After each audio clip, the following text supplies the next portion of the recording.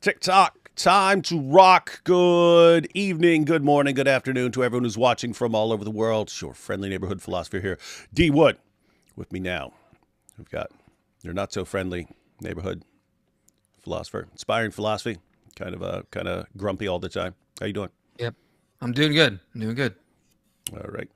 And we got Chris from Speaker's Corner. How you doing, man? Doing good, doing good. Thank you for having me, David. You still heading to Speaker's Corner? Yes, I went there. Was it last week or the week before? Yeah, good stuff. Lots of good stuff. You still getting crushed by all the Dawa guys who? Oh yeah, like all the time. Yeah, like Yemeni. Man, I'm so scared of this guy. Oh, is he a Speaker's Corner guy? Yeah, he is. Yeah, I've seen that he's telling people that I have apparently been running from him, but I went there October 5th or whatever, and yeah, he was not there, which was a big shame. Why? He's running from you now. Why are you running from him then? It's a good question, David. I ask myself every night. All right, so we've got Yemeni. Yeah, so I wasn't sure who that was, but that's in the clips that Jai sent me, and of course we got Jai and DOC. How you guys doing? Hey, what's up? Hello. All right, Happy to be here. All right, so what are we about to cover? What are we about to cover? So there's two different Dawa camps. You could think of it as like Bloods and Crips of the Dawa guys, in terms of their responses to the Islamic dilemma.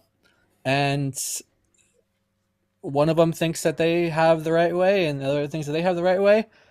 And we haven't seen them exactly clash yet, but they're getting close. They've made comments about each other. Yeah, very strong comments, but yeah. It's going to happen. You got like the John Fontaine, Dawa over Dunya camp where they want to say that, yeah, the Injil and the Torah, these are completely different works that have been lost to history, but somehow appeared in Medina for a few decades or so. And then no one cared to preserve books that prophesied Muhammad, that went back to Moses and Jesus. So you have that camp trying to solve the Islamic dilemma. So they're saying the Quran is right. It is confirming these prior scriptures, but those scriptures are lost. Then you have, I would say, the slightly more sane, slightly less insane group, which is like Dean Responds. I think Orthodox Muslim is in that group, where they're saying, no. It is referring to your scriptures, but it's not completely confirming them. It's only confirming them where it agrees with the Quran, and then in other places it's subtly correcting the prior scriptures. So they redefine confirmation to mean selective agreement with whatever agrees with the Quran, and that's all the Quran's affirming. And the proof of that is when the Quran contradicts the Bible, that's the Quran consciously correcting it. And so the idea is because it's consciously making corrections, it must know the content of it.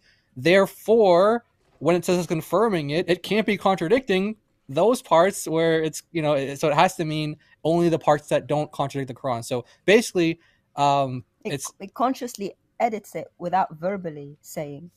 It is consciously editing it. Yeah, pretty. So basically, assuming to know what the consciousness of Allah is thinking. Yeah, and that's kind of the challenge that gets put back on him. In fact, we just watched that last night, me and AP, on the 4v4 Christian women versus Muslim women debate. And when Muslim women were saying that our scriptures were changed and that the Quran is correcting them, they were repeatedly challenged. Where does the Quran ever say it's correcting the previous scriptures? Where? And then it was, but in the story of Lot, it's different in the Quran. Yeah, where does it say that it's correcting the story? It's different. Where does it say it's correcting it? So yeah, I only saw like a minute or so, but I clicked on a channel called EF Dawa the other day because they were discussing the Islamic dilemma, and someone called in and was like bothered by the Islamic dilemma and like which yeah, I think so. It was asking which response. It was asking something about which response he should go with, and they were saying, "Oh, so yeah, we have different responses, but they both work. Either one works. So we've got two responses that work." And it's like, wait, one response you have to make up imaginary documents that appear and disappear whenever needed, and you have not one shred of evidence that these documents ever existed. You're just making them up. And if you think that's okay, guess what? We could make up imaginary documents about Muhammad and say, yep, they confirm he was a devout Trinitarian Christian. We could make things up. So if you think that's okay, awesome, but don't change your mind later on when we just start making stuff up, making up imaginary documents and then what's in those documents. So that's one. One is you just start making things up and you have no evidence for them. And the other is we'll just reinterpret everything Allah says. And everything Allah says, we'll just say he means the opposite of what he says. And that's the other response that works.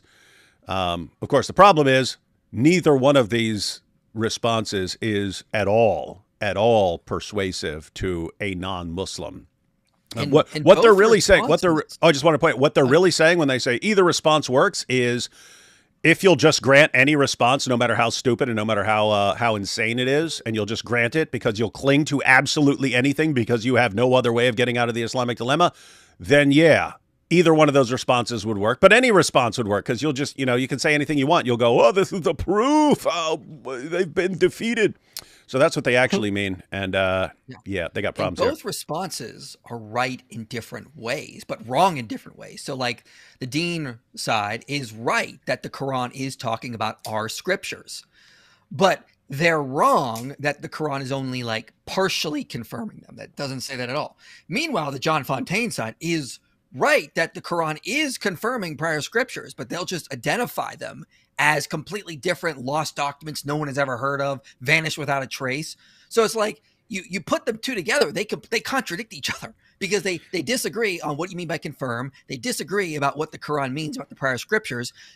They're completely contradictory in how they're trying to solve the Islamic dilemma. So they can't even mesh together. Like as Jai was pointing out, like they're eventually going to have to start fighting about this because they're on completely different pages on how to solve the Islamic dilemma. The Dawa wars will lead to violence, not from us. Yes, That's from the Dawa guys. So you'll have half the Dawa guys going, "We're going to fight you because you're saying that there are imaginary documents and that's what the Quran is affirming." And the other side will go, "No, we'll fight you for reinterpreting the Quran. How dare you tell Allah what He really means?" They are in private, like making takfir on each other in private. I have it on good authority that they're doing this. Really? Because, the reason, if you really see it from their paradigm, what's going on here is you have one group of Muslims saying, I'm going to use this term because this is how they're seeing it. The Bible has wahi in it. It has revelation in it from Allah that we have today. And the other side is going, oh dear gosh, no, please don't say that. So you understand that there's a lot at stake here, because if Muslims go around admitting that our scriptures, at least in part anyway, are from God, then that opens up a whole avenue of problems that they had hoped that they had squished in the past, right? They got rid of that centuries ago. No one's saying that. But now they're reintroducing this idea, which is great from our perspective. Really good that Muslims are thinking that our scriptures do indeed contain revelation. That's brilliant. But yeah, it's a very spicy issue for them. And for everyone who's watching... Oh, sorry. Yeah. Oh, yeah, I just want to point for everyone who's watching. This is like death of Dawah significance stuff. I don't mean their disagreement. I mean, if they cannot figure out how to stop the Islamic dilemma, I mean, the fundamental overarching go-to move in Dawah for decades is we'll start attacking Christianity. You'll respond by quoting the Bible. We'll say your Bible's been corrupted, and that's why you got to go to the Quran.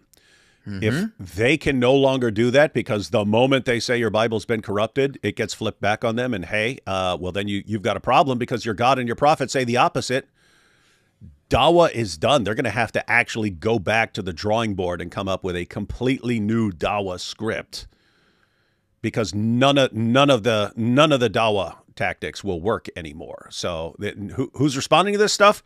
Dawa guys whose livelihoods literally depend on them coming up with some sort of response, or they are obsolete and irrelevant. They have no function in the world anymore. No one's going to fund them, support them, pay any attention to them if Dawa is useless because they can't get past the Islamic dilemma. So this is like life or death situation for them, and that's why they're going to want to think they have the best response. And if someone's offering a competing response, no, can't do that. Have to go with my response. But all the responses suck. So sucks to be you guys. What were you saying, Jack?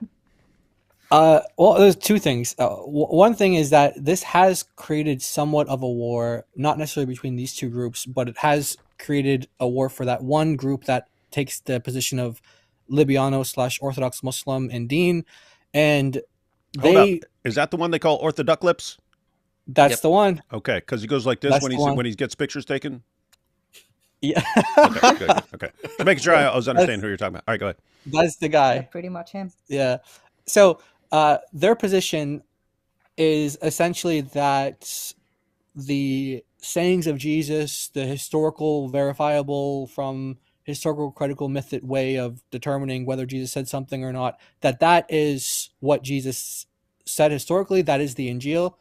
And so they can't get around the fact that would mean that he would have had to call himself the Son of God, that he would have to call God the Father. And so that forced them in a position to where they had to say that and also the same thing goes with the Torah as well, by the way, that they have to say that there was at least one point in time where it's allowed within Islam to call Allah Father and to call Jesus, for example, the Son, or Israel the Son. And so that has caused a war between the Muslims because obviously the Quran doesn't allow for that at all. You don't get that impression when you read the Quran at all. You can ever call yourself a son of God or a child of God or call God the Father in any way. So this has actually caused problems. And this group is they're dubbed the Fatherites by the other Muslims. They call them the Fatherites. It's not heretical, by the way. Yeah, and you should call them the Daddyites. The Daddyites. Yeah, Daddyites. And yeah.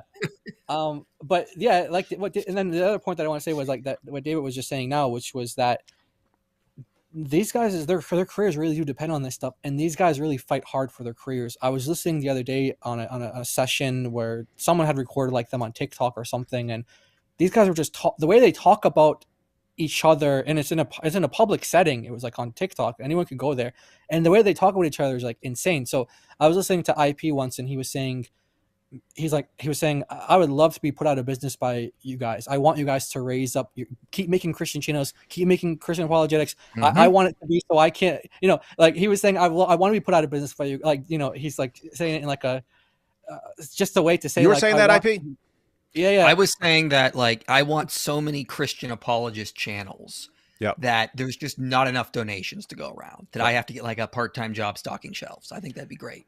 Yeah, I've been saying that for years, that people like me had to learn like how to use a computer and the internet and social media and stuff when I was already old. And I said, there's going to be a younger generation who grows up in it, and they'll eventually make me obsolete. And that will be awesome. And that I will gladly just become a cheerleader at that point. I will be a cheerleader.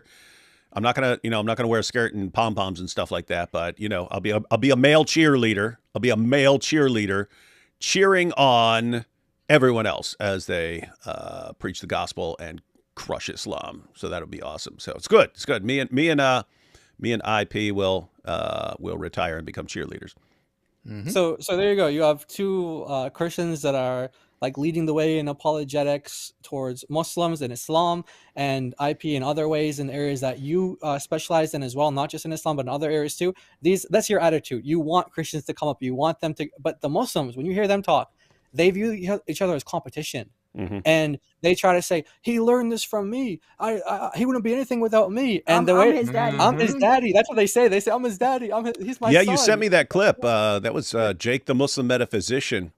Yeah. And no, he learned that from me. No, he's better than you. No, but I'm his dad. I'm his dad. No, he gets more views than you. Yeah, but he learned it all from me. There's that. And then, I mean, at least it was cleaner than when I heard who's that guy? Central Dawa, and he was arguing with his fellow Dawa guys, and they're all like, "But why are you sending penis pics to all these Muslim ladies that you meet on TikTok? Well, you do it too, yeah, but I'm not pretending that I'm not." It's like this is like Dawa planning session. Classic I've Dawa. seen Christians use my arguments. Like I popularized a paper on the age of marriage in Palestine by Amram Troper, and a book by Michael Satlow. And I've seen Christians using those sources. And I didn't go, "How dare you not cite me? You know you saw me using those." I'm your daddy. Yes. I'm your daddy. Yes. I'm joining the Fatherites because I'm your daddy now. I'm like, no, use it. Great. Get this stuff out. I don't care if you have to cite. You don't need to even cite me. I know that's where you got it from, but who cares at the end of the day? Just go do it. Get it out there. I've told Christians, plagiarize my videos. I don't care. You could just say, if you wanted to like take something and present it at your church, but you don't know how to say it, just plagiarize me. I don't care. Yeah. And so like to what David was saying, like the Muslims have the complete opposite attitude and like their careers depend on this stuff. And so without this, it's like they have nothing, and they don't want to do anything else. They want to just lie to people for a living. And so that's what they want. And it's a world of difference, and you can see the motives for why people do things as well in that. But yeah, that's kind of what this is. That's kind of what this is doing to the Muslim world. It's kind of tearing them apart. The Islamic dilemma is causing massive division, ladies and gentlemen. And they were already divided. Now they're going to be more divided. And it's not us, it's Allah. He caused this. Allah is the best He of shouldn't have confirmed. He had no business confirming what he didn't know. We will split the dawah like Muhammad split the moon. Hey, before we jump into this video, you guys heard of this book? I don't know why I hadn't seen it before. I just want to know if any of you guys have seen it. But it popped up because I'm on the academia mailing list when they mail out papers that might be relevant based on other papers you've looked up and so on. Anyway, they emailed me a review of a book by Martin Whittingham titled A History of Muslim Views of the Bible, the First 4 Centuries. A history of Muslim views of the Bible, the first 4 centuries. Aha! Look at that. Oh, in my face, in my face. Yeah. That's cool. That's cool. I want to because copy of that. Yeah. It's a very good book. So you've checked it out? Yeah, I've like studied this. This is like my go-to. It's one of my go-to books for the book I'm writing. There's a lot of reasons why. One particular thing, if I can just... Oh, okay. So it actually gives you all of the positive verses. You're not really going to see this on camera. But it actually gives you pages of all the positive verses that talk about the previous scriptures. And it's just page after page. And it tells you them all. And quotes them all. There are 119 of them, according to Dr. Martin Whittingham. So... yeah. Nice. Oh, okay, cool. Glad I ordered that. Yes, seriously, no idea why I hadn't come across that before until Academia emailed me a review. So does he go through like quotes from Muslim sources about what they're saying over the centuries, first 4 centuries? Yeah, That's what it sounds. That's what the title sounds like it's doing. Yeah, sorry, I went to like an obscure thing, but for me that was quite interesting. But yeah, he does. The main point of it is, hey, look, if you look at the first 3 or 4 centuries of Islam, you realize that there is a wide, there's lots of different views, but they're not unified. They can't really come to a consensus as to exactly what they should do regarding the previous scriptures. They know that there's contradictions between the Quran and these scriptures. Some of them are just going to say, actually, you know what? It's just a matter of interpretation. It's like Tarif al-Mana. They have all these different interpretations. Others will go a little bit further and maybe say, well, the Christians and Jews, what they have in their area that they happen to be in, they've distorted this particular copy, and we shouldn't trust the Christians, and therefore we should be very skeptical. But there are some scholars like Ibn Qutaybah, for example, who I believe is from the 9th century, who actually has his own work about hadith where he quotes from, for example, the Gospel of Matthew, and he quotes Jesus' words there, and he uses it as a valid point. He actually calls it the authentic Injil. he uses these points from our Gospels to validate certain seemingly contradictory hadith. So in other words, he's looking at the Quran, the hadith, the Sirah material, and our Gospels and the Torah as valid sources for establishing Sharia, which is kind of fun. Which is exactly what you'd think it was if you read the Quran. Christians judged by the gospel. And then and right after it says Christians, people of the gospel judged by what Allah hath revealed therein. Next verse says Allah has given a law to different groups so that they will be different and so on. So what are we supposed to judge? What are we supposed to judge and get our decisions from? Well, the gospel. If any of you guys want an e-copy, I got one, just so you know. Of that nerd book? Mm-hmm. Yep. Super nerdy, man. But it's good, though. It's really good. One thing he points out as well is there are actually scholars that quote from our Gospels, but they understand the implications of what they're quoting. So, for example, where Jesus calls God his heavenly Father, that's obviously very problematic from their point of view, but they also want to quote it. So they quote it, but then they change it to be something else. So instead of saying, Allah. Yeah, basically it's like either like Heavenly Father is either like Allah or Lord of Heaven. Like they rephrase it because they're aware it's problematic. So they don't have an answer to it other than it can't possibly be what the Christians are telling us it is. So although we think they have it and this is it, we're just going to take a more Islamic view of it and just rephrase it slightly, which is kind of funny. But yeah. All right, nice. All right, so read this next. Yeah, I'm gonna check it out. I got it on its way. Supposedly gets here on Friday, so I'll be checking that out. All right, I'll take these first couple super chats, and then we'll jump into this video. This stream has been nothing but lies thus far, and it's I choose the cow and Mike Winger.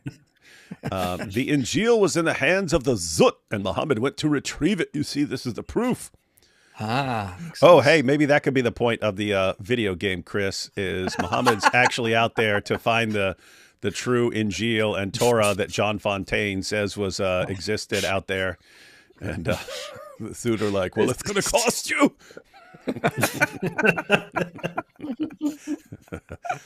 This is awful. Hello, everybody. God bless y'all. Nice goated panel.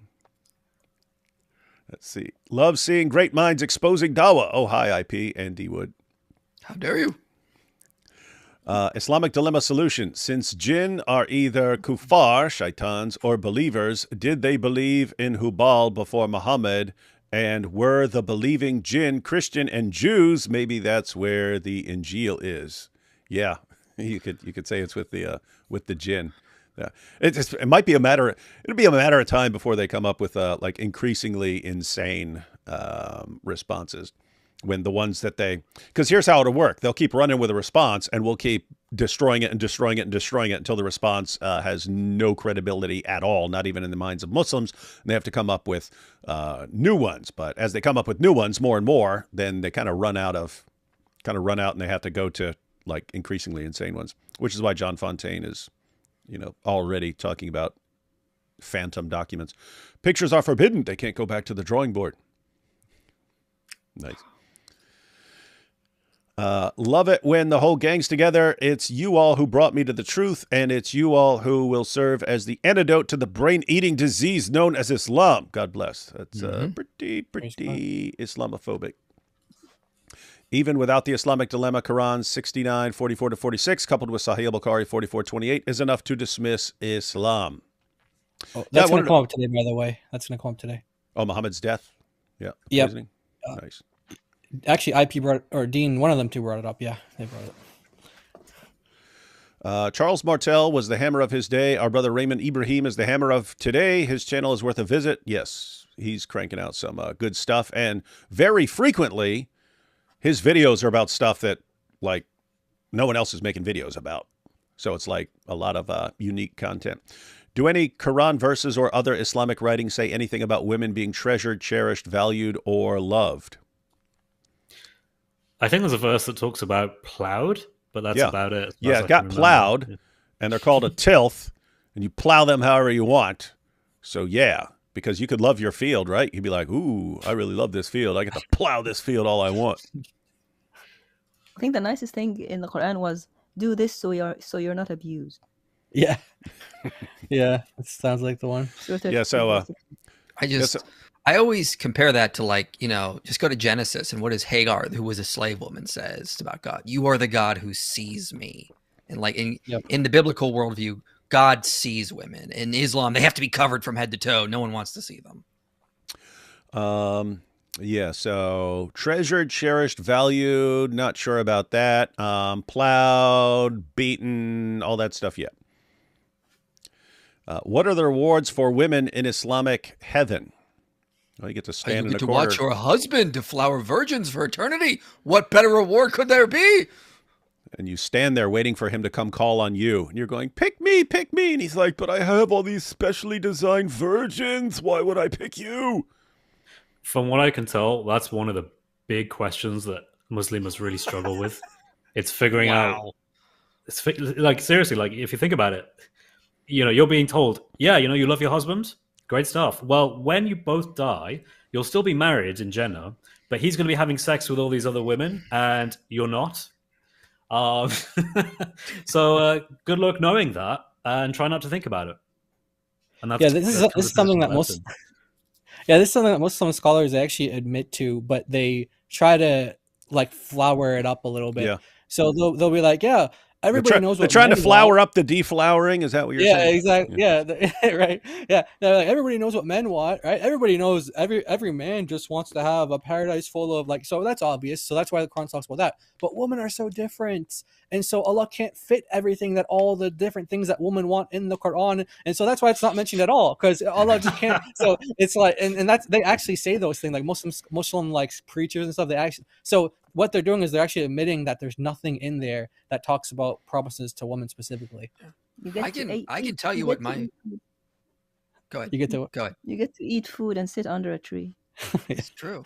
I can tell you what my wife wants. She wants me to never be with another woman ever for eternity. So I can guarantee you that's probably what a lot of women want. So now we know why IP isn't allowed to convert to Islam. His wife won't let him.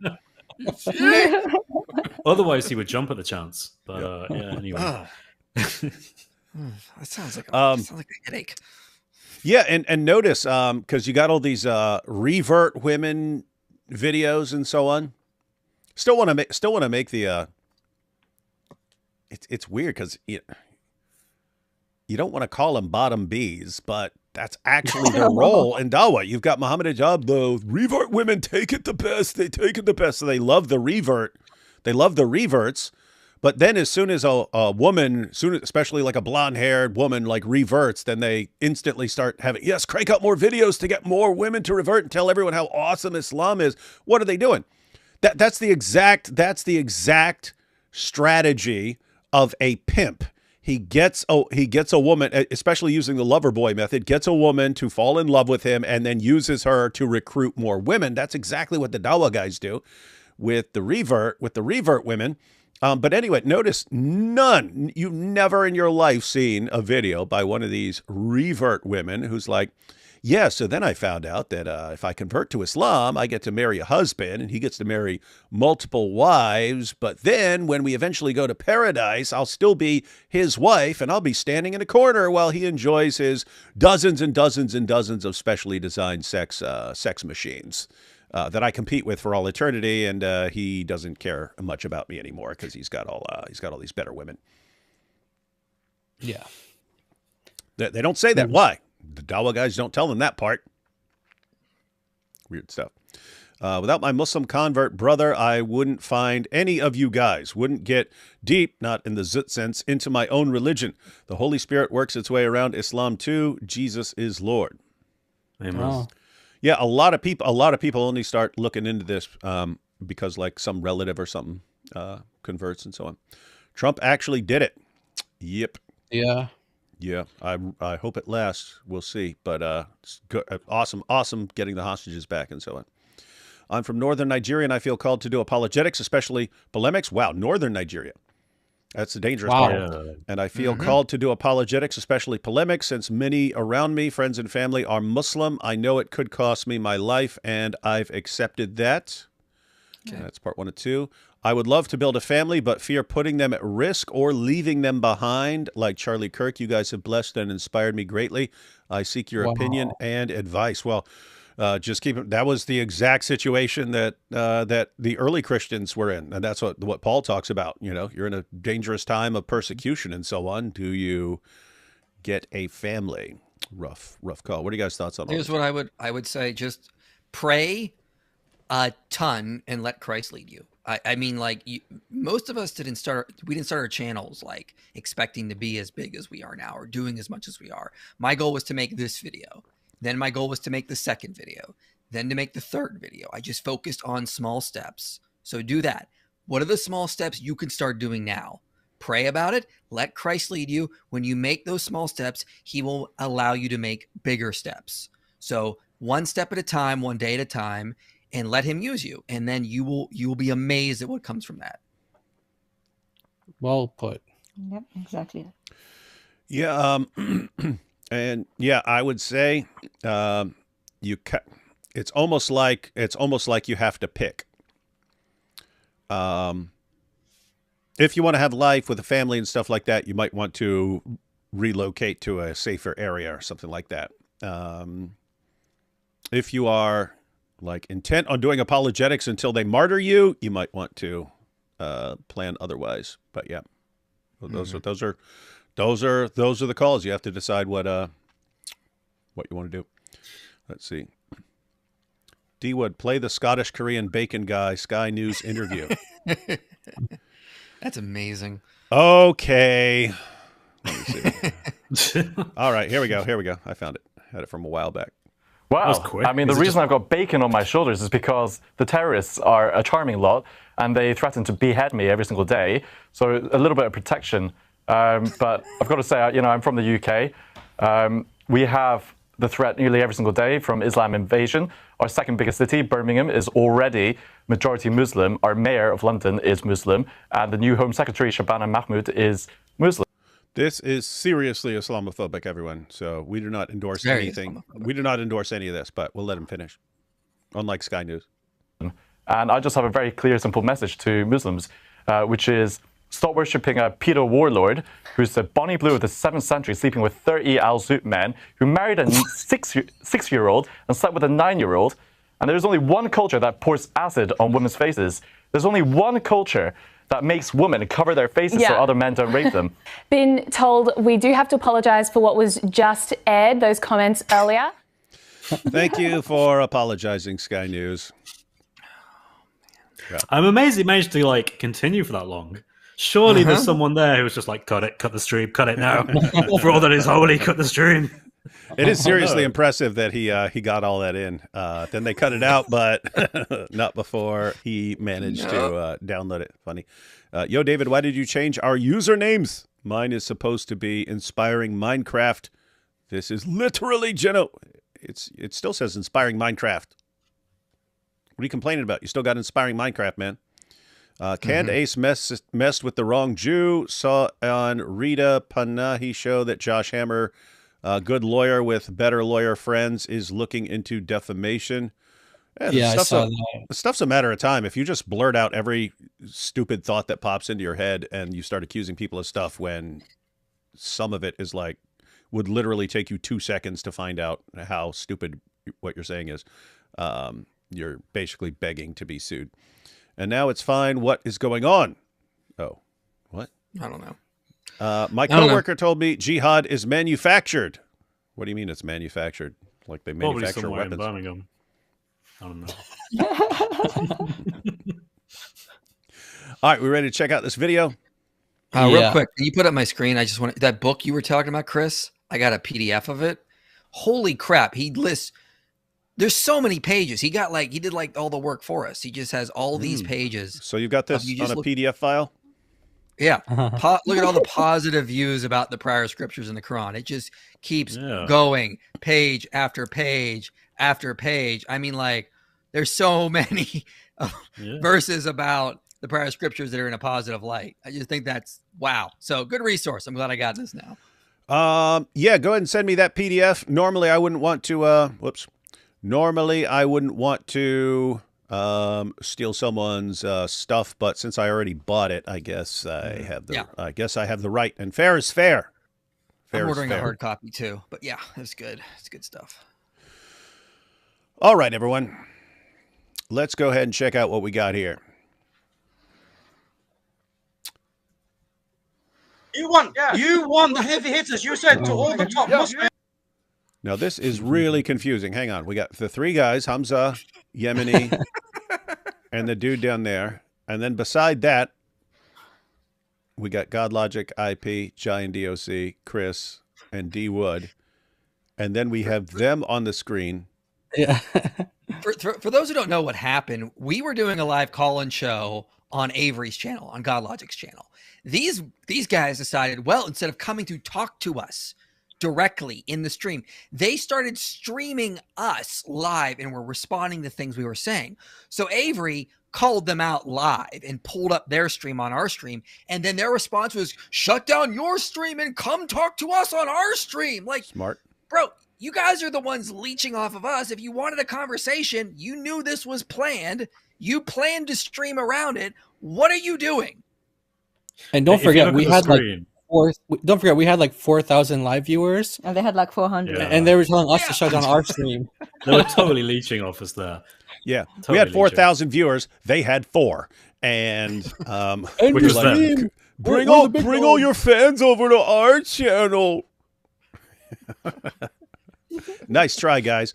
Okay, I'll go ahead and play this first bit here, and then you guys can explain it, and then we'll watch it again, since this is like a little 20 seconds or something like that. Let's see this first part. You want the heavy hitters. You said to all the top Muslims, you guys are more than welcome to come. Look, you guys are more than welcome. Her whole thing, when she's there, she's not there to be the Arabic expert, right? She's there to trick the people, right? So talk about DOC, everyone. Them, especially these Arab Christians, you never grant them, because when she was saying to you that, oh, isn't that what this means? You have to be more knowledgeable in the Arabic than they are. Go to good luck. Good luck with that one. Wait, what? Surely that doesn't work eventually. Like, you can only be so knowledgeable. But okay. It's also funny. It's also funny that I mean, you have these guys and they constantly lie and, oh, but in the Arabic, oh, but you don't know the Arabic, and DOC crushes them on the Arabic, and we can't trust her on the Arabic. She's just there to mislead you. So I mean. It's kind of a hilarious situation that, oh, you guys can't understand Islam. You're not allowed to comment. You're not allowed to say anything. You don't even understand it because you don't know Arabic. Okay, she knows Arabic. Well, she's a liar. Don't trust her. Don't believe her. It's like, what do you guys want? You just want no one to respond to your lies. That's what you really want at the end of the day. And you get enraged when people respond. So there was a guy who called in, a Muslim who called in on Avery's stream. And after the discussion with us, he went over to their stream to complain. And they gave feedback, and Yemeni was criticizing him, saying, don't challenge them on the Arabic unless you know it better than they do. Oh, funny. So he was kind of insinuating that he knows Arabic better than us, and we're not like in this like competition, like who knows Arabic better? But that's what he said. He's saying that unless you know Arabic better than them, then don't do it. So we're saying, okay, let's see what his Arabic is like. Let's see his level, and that's what this video is basically about. So their Arabic guy, he specifically called out DOC, so we let her do this part, and yeah, you guys will see. I recorded my impressions of what he read. Yeah. Okay, so just to be clear, someone jumps over on our live stream, gets schooled on the Arabic, then runs over to their stream, and then gets rebuked. Hey, you shouldn't be tangling with her. You have to be a master of Arabic. You have to be a master of Arabic before you're going to raise any challenges against what she's saying, and therefore he must be the master of Arabic who can refute her. Is that correct? That's what I understood. Yeah. By the way, you don't need to be a master. You just need to be able to read. But very difficult for these Muslims. Which is very difficult because they live in the West. They're probably second or third generation. They probably know the alphabet, and that's it. Like maybe went once a week to some school. So this, for any Arabs listening, will be like, this is ridiculous. It's like asking you guys to be masters in English before you read a book. It's like, you just know it. It's just a language. I love that. I love that. I love that retreat, by the way. I've always loved that. Like ever since I started learning about Islam, it's the religion for all people. It's so easy to understand. Okay, I'm reading it. It's not making sense. Well, you need to know Arabic, and so you just need to trust us. Like, wait a minute. I keep catching you guys lying about everything you say, and then you're telling me to trust you on these big issues that involve my salvation. How about no? Because how about no? Jordan Peterson. So he is able to get away with his like facade and his pretend to be an expert in Arabic on his panels, because no one on his panels knows Arabic, so they don't know how to examine or evaluate his Arabic. And we didn't really know about him. I think I saw one video of him in the past where he was threatening people at Speaker's Corner. Then I saw one discussion at Speaker's Corner, and that's all I really knew about him. Didn't he threaten Chris? Well, he didn't threaten Chris, but he threatened basically anyone at Speaker's Corner. Oh, anyone. Okay. Yeah, basically anyone who insults Muhammad. And by the way, he's like 5 feet tall. He's small. Wait, who, Yemeni? Yemeni. The guy in the middle there. He was threatening people, physically threatening them. Yeah, he said. Wait, for anyone who insults what, Muhammad? Yeah, Chris, why don't you tell? Because Chris was there. Yeah, so I was a part of his live stream in the backstage to be a moderator, and then I wasn't even a moderator in the end. I was just in the backstage. Supposedly, they wanted me to police the comments, and they got upset with me because there were too many people saying naughty things about Muhammad. This was apparently my fault, and he responds addressing the audience during the debate. He just stops and he says, "Look, you guys are saying all these things about Muhammad. If you do this, I am actually." Let me phrase it how he said it. He said like, I am not a Christian. I'm a Muslim. I'm not afraid to make a threat against your life. In fact, I am doing this like I'm not being hypothetical or metaphorical. This is a real threat against you if you do this. He then made another stream after this where he doubled down and said, yes, I stand by my words. I completely don't take away anything. He did like a proper like little Andrew Tate moment. But I made a video on this and then I flagged it to YouTube saying, look, this is obviously like incitement to violence. And nothing happened. The videos are still there as far as I remember. No, I mean Ali Dawa's video where he says as soon as he gets the power, he's going to execute all the ex-Muslims. I mean, well, he's not going to be doing it, but it's going to be ordered, and he's going to be watching and eating popcorn and stuff. All that stuff's fine with YouTube. Whereas if anyone said that in reverse, oh, once we get political power, we're going to kill you guys, then it would be you'd instantly be banned. But some groups are more equal than others, as the just to add as well. Before this even happened in the backstage, I was talking to Yemeni and I mentioned Giant DOC. I can't remember what the context was, but I brought you guys up and I was like, look, I think the Arabic means this. I have it on good authority. It does. And then I quoted you guys. And at first he was like, yeah, but they don't even know Arabic. And I went, yes, they do. They do know Arabic. And then his immediate response, without even thinking about it, was, but they don't know Arabic well enough. Oh. So even though he didn't know who you guys were at the time and just assumed you didn't know Arabic, when I explained that you did, his immediate response is, well, they must not know it well enough. And at the time, I was thinking maybe it'd be good for me to actually learn a little bit of Arabic, like in my own time. And after that conversation, I thought if I actually continue doing that, that would be the exact response he would have for me, and every other Muslim would just say the same thing. Mm-hmm. And I'm like, it is. So yeah, however much you learn, however much Arabic you learn, you're not a master of classical. You don't know it. You don't know Arabic as well as this guy. Yeah. The true Scotsman fallacy. Yeah, it's a situation where it's the religion for all people, but it can only be understood in one language, and you'll never know that language well enough, and therefore you just need to mindlessly accept what the biggest bunch of liars on the planet tells you to believe. Mm-hmm. Yeah. How about no again? Oh yeah. One more thing. So just to be clear, Chris, you were talking about Yemeni here. This guy. Yemeni, yeah. And so Yemeni. So Yemeni is actually threatening people for insulting Muhammad. So that if I were to say like Muhammad is a child molesting, murdering rapist who went out in the desert and got banged by 30 al-Zut men, then he would have a problem with that. Like he would like threaten me over it. Yeah. Oh yeah. He would do. But the thing is he's not the most intimidating person. He's a bit of a cute little teddy bear, really. So yeah, it's one of those things where he says things, but he's not going to do anything. So hang on. So he's like 5 feet tall. I'm like 6'3". I come from West Virginia trailer park and been to prison. So basically it's a situation where I could stand right beside this guy and just be like, you serve a child molesting, murdering, rapist, illiterate, caravan robber who sucked at everything. And he only became a prophet because he found the dumbest people in the world to believe in him. And there's basically nothing he could do about it, right? Yep. Okay, good. Hey, Yemeni, better get an army, man. Better get an army. Go with the Houthis, man. You're from Yemen. All right. Yeah. So yeah, that's gonna. Thanks for that, Chris, because we didn't know that. So that's gonna make this a bit more sweeter when you guys see it. Yeah, you will definitely see he was projecting with this not knowing enough business. Yeah. We'll watch that little part over again now that everyone understands the context here. The heavy hitters, you said to all the top Muslims, you guys are more than welcome to come. Look, you guys are more than welcome. Her whole thing, when she's there, she's not there to be the Arabic expert, right? She's there to trick the people, right? And you should never grant them, especially these Arab Christians. You never grant them, because when she was saying to you that, oh, isn't that what this means? You have to be more knowledgeable in the Arabic than they are. Go to Ibn Kathir. Good luck with that. Good luck with that. Just think about what he just said, though. It's because he's talking to a Muslim. DOC breaks down the Arabic for him.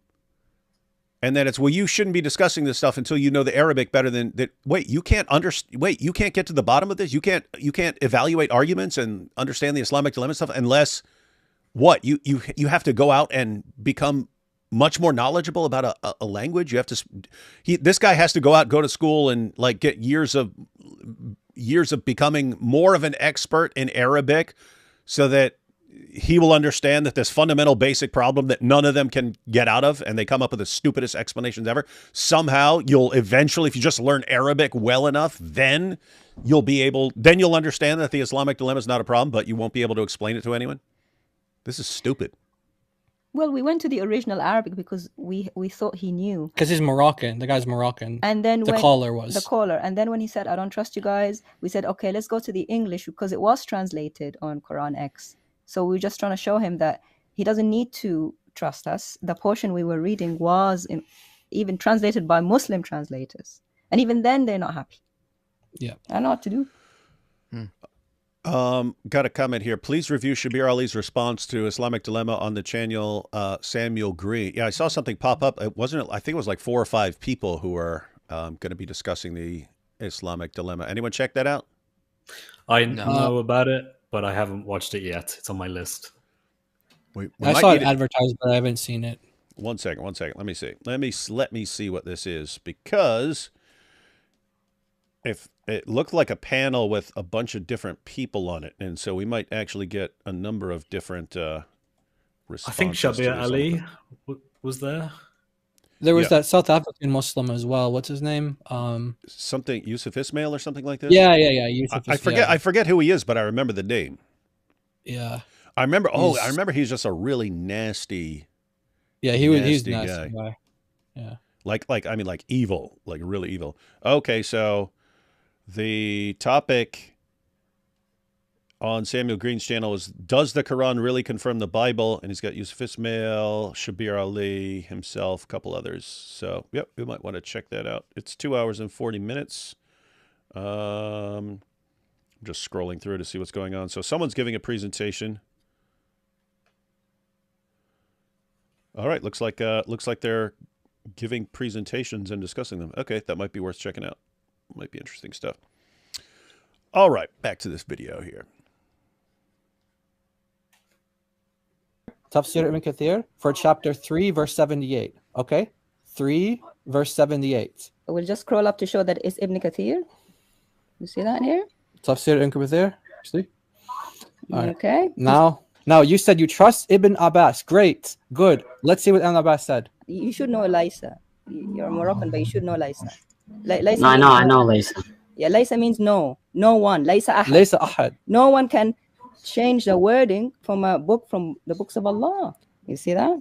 Yes. What does that mean? But لكنهم يحرفون, they distort it. What does it mean, these two dots? Meaning, يتأولونه على غير تأويله. They give it a meaning different to its meaning. In other words, they misinterpret it. They don't change the actual text or the actual words. They misinterpret it. So that's what Ibn Abbas actually said. This is Tafsir Ibn Kathir, the full thing, because one thing we have. Okay, so if I'm understanding the trajectory here, so that was the clip of DOC and Jai explaining 378, yes. Specifically the commentary on 378, what Ibn Abbas said there, and then Yemeni here is going to correct you. Is that correct? What's going on here? Supposedly we were hiding something. Supposedly, you're covering up the truth. Yeah. Yep. All right, so you're concealing what Ibn Kathir really says. Is that correct? And he's going to expose you guys as deceivers and liars. Yes. That's what he thinks. He'll try. All right, here we go, ladies and gentlemen.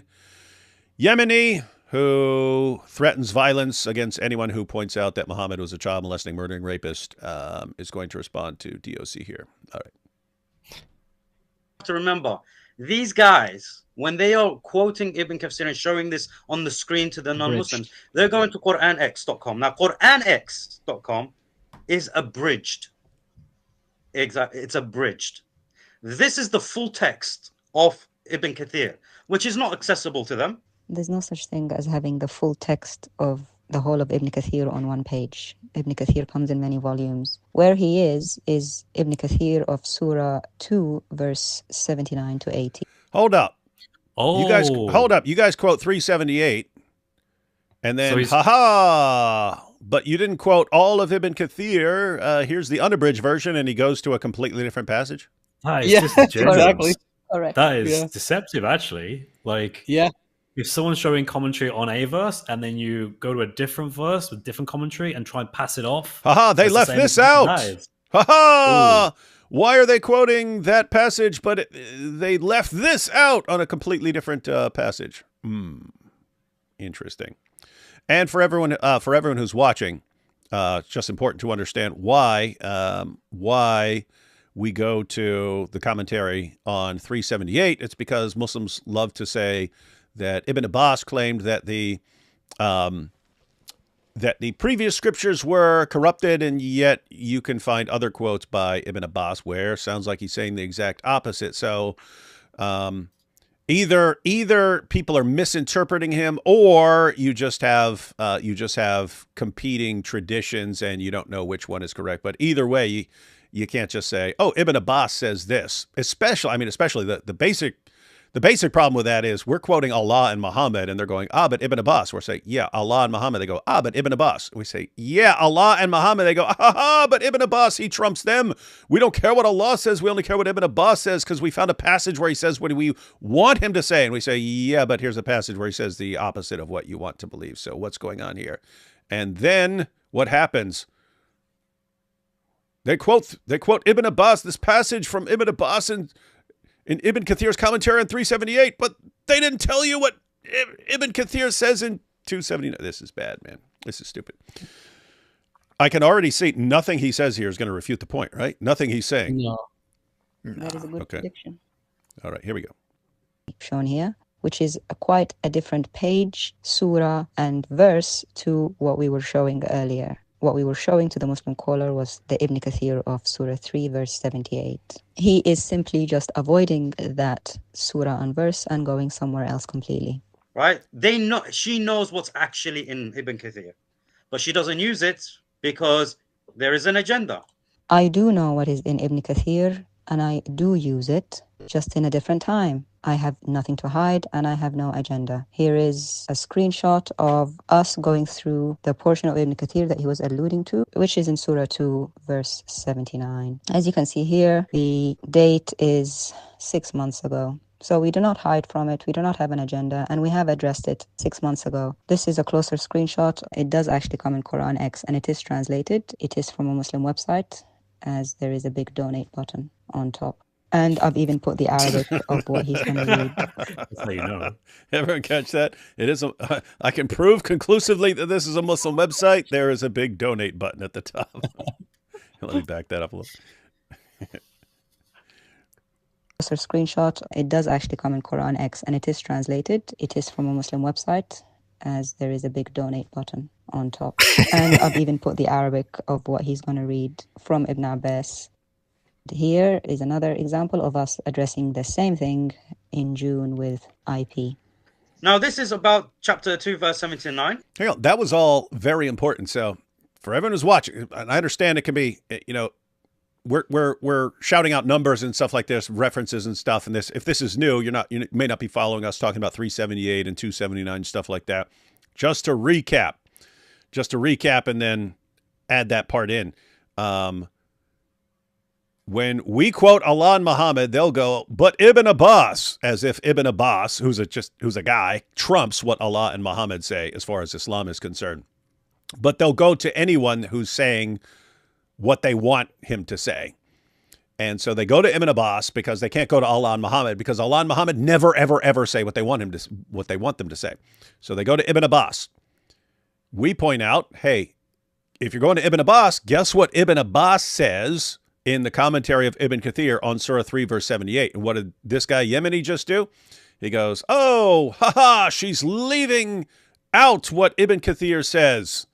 I'll show you what Ibn Kathir really says. And then goes to 279 and then says, haha, why are they hiding this? Why are they running from this? Why won't they face this? This is the proof. And then DOC just showed, what are you talking about? We've talked about that a ton of times. That's not what we're talking about on 378. It's not the subject. But if you're talking about what Ibn Kathir says about 279, we've gone through that multiple times. How are you saying we're running from it? What is this guy saying that is truthful about anything? Like everything he says, he's wrong. And we're just supposed to mindlessly agree with him. This is stupid. Here we go. And he mentions here, what do you call it? About a hadith an Akrama. It's Ikrima. This is the start of a lot of clumsiness with the Arabic, as you will see later. He gets many names wrong, pronunciations wrong, and even simple words wrong. No, I don't. It's Akrama. All right, let me break down. All right, here we have Akrama. Why DOC covering up the Akrama, everyone? Oh, because she's a deceiver. Yeah, that's right. I'm the Arabic expert. That's what he sounds like to me. Sorry, go back this up. All right. Krima. This is the start of a lot of clumsiness with the Arabic, as you will see later. He gets many names wrong, pronunciations wrong, and even simple words wrong. So this says أحبار اليهود. Actually, the sentence is Hum Ahbar al-Yahud, which means they are the rabbis of the Jews. He missed the word they, which is very clumsy for an Arab to be missing the subject of the sentence. وكذا قال سعيد وكذا. It's not wakida, it's wakada. It means, and this is what Saeed says. He gets a simple word like kada wrong. Now this. All right. It's like every time he starts reading, it's like he messes up. It's like.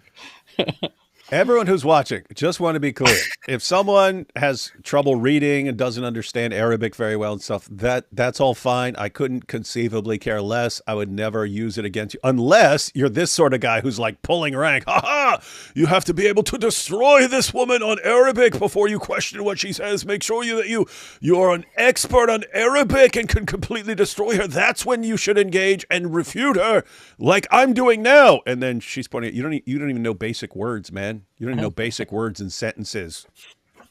Wow. That's our attitude too, by the way. Like we never care. But the fact that he wanted to make it an issue and say that we're lying, or specifically that this particular conversation we lied to this guy about the Arabic, and that you just have to know Arabic better, then you won't fall for their lies. And basically he's saying I'm the one that you should trust. And he reads it. Yeah. So. And remember, this was the guy that was telling me that you two don't know Arabic well enough. Okay. This is the guy that thinks that he knows it way better than you. So, wow. Yeah. Okay, now the world can decide. Yeah. And anyone who's watching this, who knows Arabic, they'll know right away this guy. Yeah, and you guys can probably even tell too when he's reading. He's stuttering. He stutters a lot. Yeah. He messes up a lot. Like David said, it's not a problem if you don't pretend like you're the expert, or you bash other people for their Arabic. But the fact that he does that is like he's basically putting himself out there to be criticized on this level. Hey, let me show people what this is like, because mostly just English speakers here, and so let me give an example from a super chat. So I'll pull up a super chat here, and so this is what this guy sounds like. Hey, if you're going to be reading English, you need to be an expert on English and need to be able to refute them on the English and be the master of English. Here, let me show you. Let me read the super chat. Yo, gooeyes. See my James. Fight? I'm a figget? I'm a figget? I'm a figget? That's literally what it sounds like to me. At the end, admitted that had died the figget to pay off his coward Cassis. so this is the guy who claims to be destroying DOC. Oh, it's good he admitted that that he had to do that to pay off his court cases. Yeah, I'm gonna have to, dude. I seriously doubt he made £600,000 from that fight. So. Yeah, might need another 100 or 200 fights there to cover that stuff. All right, here we go. Back to the video. What Ibn Abbas says. نزلت في المشركين وأهل الكتاب. This came down about the disbelievers and the people of the book. Actually, the word here is al-mushrikeen, which means the polytheists, not the disbelievers. It just shows the clumsiness of the translation here. وقال السدي. Again, here he mispronounces the scholar. السدي Is not as-saddi, it's as-suddi, which tells me the ignorance here, because if he knew... Hold up, even I know al-Suddi. Yeah. I was just thinking. I wouldn't have that's said yeah, that's what I was saying to Daughter of Christ. I was like, he doesn't know. I was like, even if he doesn't know how to read the name, he must have heard the name before, like someone lectures or something like that. That means he wasn't listening to khutbahs, sermons. I was like so surprised he just messed up on basic names. Like, it's crazy. He would have pronounced his name correctly. كان الناس. So this is al-Saddi now. He's saying كان الناس من اليهود كتبوا كتابا من عندهم يبيعونه. The word that he got wrong here is يبيعونه, which means they sell that book. He said يبيعونه, which is not a word in Arabic. يبيعونه من العرب. ويحدثونهم إنه من عند الله. Okay. The accurate Arabic here is ويحدثونهم أنه من عند الله. يحدثونهم إنه من عند الله. The sentence means, and they tell them that it is from Allah. He put a word meaning about in the middle of that for no reason. This is a weird situation, because a lot of you who are watching are going to feel bad for the guy and be like, why is she picking on him? Why is she bullying this barely literate dude who can barely read words off a page and is fumbling over every single letter? He brought it on himself, guys. He brought it on himself. You have to be the expert in Arabic like me. Here, let me read words for you. Wow. He's saying there were people from the Jews who wrote a book from themselves, and they sold it to the Arabs, and they said that it is from Allah. That is correct. We have no issue with that. It just means that some people wrote a book from themselves, which anyone can do at any time in history. فأخذوه به. So فأخذوه به. It's not فأخذوه به, it's فيأخذوا به, which means so they take with it. He stops in the middle of the sentence. What he should have said is فيأخذوا به ثمنا قليلا, which means so they take with it a small price. So if this is the resident Arab speaker, this is very poor. He cuts sentences in the middle. He mispronounces his words. He inserts words from himself, and he mispronounces scholar names that are quite well known. Welcome to Dawah.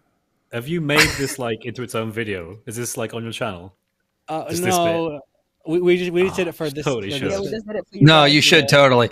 You should Yeah. and then you should do is like at this point in the video, you need to cut in that Simpson meme of the kid going, "Stop, stop, he's already dead."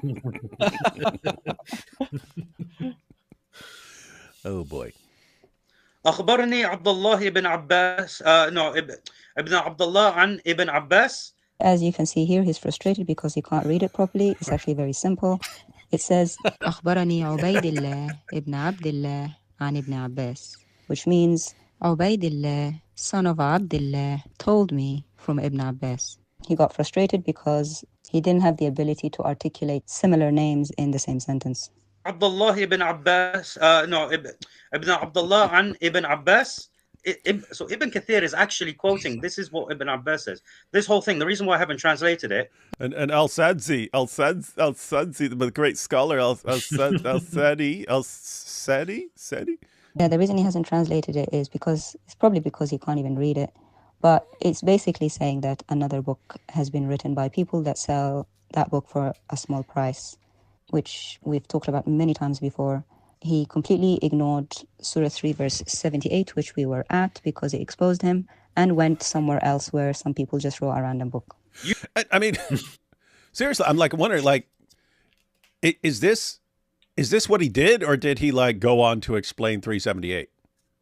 No, he That's- didn't. What Ibn Kathir, Yeah. I mean, what Ibn Kathir quoted Ibn Abbas as saying in 378. He just went to this was his.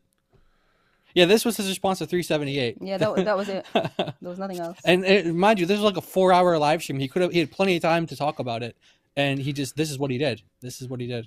Well, this is Because then I mean, they go on after this to talk about 1094, another one after. Yeah. Yeah, that's what's crazy. I mean, this is like just flat out deceptive because I mean, it seems like Dawah is always for people who are too dumb to follow an argument, or who aren't really paying attention, or who are just paying attention to how confident someone sounds.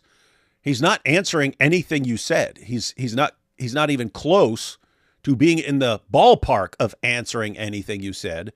But he acts like, haha, look, I'll show you guys how to do it. I'll show you how to refute her. This is what you need to do. Yeah, call in and do that, buddy. Or any of you Yemeni fans who are like, yeah, now I got the real goods. Now I can go and school them. Oh, that would be embarrassing. You know, to be fair to Yemeni, though, maybe he spent all of his time practicing the Arabic in the verse 279.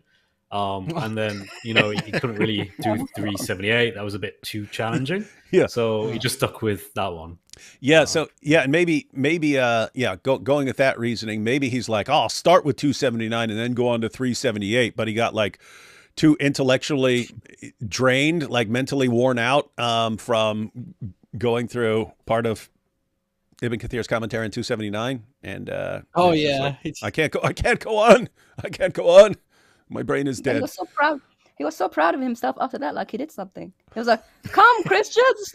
He called himself one of the. You remember at the beginning he was like, he's a top. He's like, you guys want the top Muslims? We're the top. He's saying he's the top Muslim, and he's like their top debater.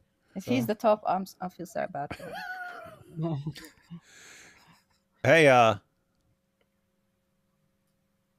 Hey, dude, you should call in when we're live on Giant DOC. We have a live call-in show over on Giant DOC's channel. Yeah, Saturdays. welcome, you're welcome. Is he welcome to call in and humiliate DOC? Yeah. In fact, Hamza told him to come to us, and he said no, he wouldn't. I wonder why. I agree with Chris and IP. You should make this into a standalone video. Okay. Mm-hmm. Good little Do it, stuff. do it. Good little stuff here. You have to be more knowledgeable in the Arabic than they are. Okay. Good now we're advice. gonna- Good advice, Yemenite. Always be more knowledgeable in Arabic than the woman you're responding to. Otherwise, you'll just get embarrassed. Good advice. Good advice. Now go get a mirror, buddy. Go get a mirror. So now we're switching from one of the Dawah gangs to the other Dawah gang, and this is the conversation. This is the next episode. Yeah, the next episode. This is with IP, Than, a little bit of Joshua Sajwadi, and then Dean. So this is the one. This is the one on IP's channel. Yeah, Yeah, and, we were and I doing just a had to call- note that these are generally shut in up. chronological order. Generally, I'm using generally how they're defining. Generally. I know. Yeah. it's not. I find So it funny. it's not actually, but it's just to Generally, that's all that matters in the world. Yeah.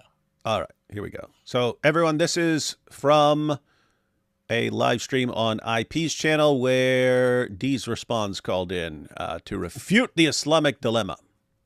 Fun stuff. Die Zoot. I believe the Torah is the. Hey, what happened to Dean? By the way, we were talking about. We did a show on what his claims about Isaiah 42, and he showed up and challenged me to a debate. I said, "Come on, just come on my channel. We'll have the debate." And then never heard from him again. What's going on, Dees? Thought you wanted to debate Isaiah 42. Pick a day. We'll debate Isaiah 42. Pretty simple. You can give your presentation. I'll give my response and crush you.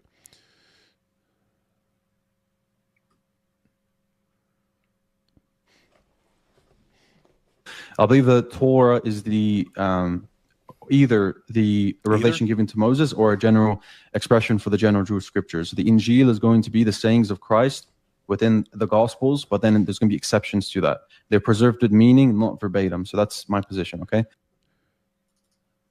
And where would you get the idea that it's the sayings of Jesus? I mean, even if you just ignored everything else the Quran says about Christians having the gospel and judging by the gospel and so on, and you just went with it's a book revealed to Jesus, where would you get, therefore, it's just the sayings of Jesus from that? In other words, so what they're using what they believe about how the Quran was revealed to Muhammad to guide their interpretation of what the revelation given to Jesus was. But the Quran isn't Muhammad, isn't a collection of Muhammad going around saying, I did this, I do that, I'm this, I'm that. It's what Allah is saying. So if you go with the sayings of Jesus, Jesus is saying a lot of things just about himself. So why would you think that's the book that was handed to him that he's just reciting when he's saying, I'm doing this, I'm doing that, here's what I am, here's what I am. Anyone have any idea? Because I don't even know where he's getting that, in other words.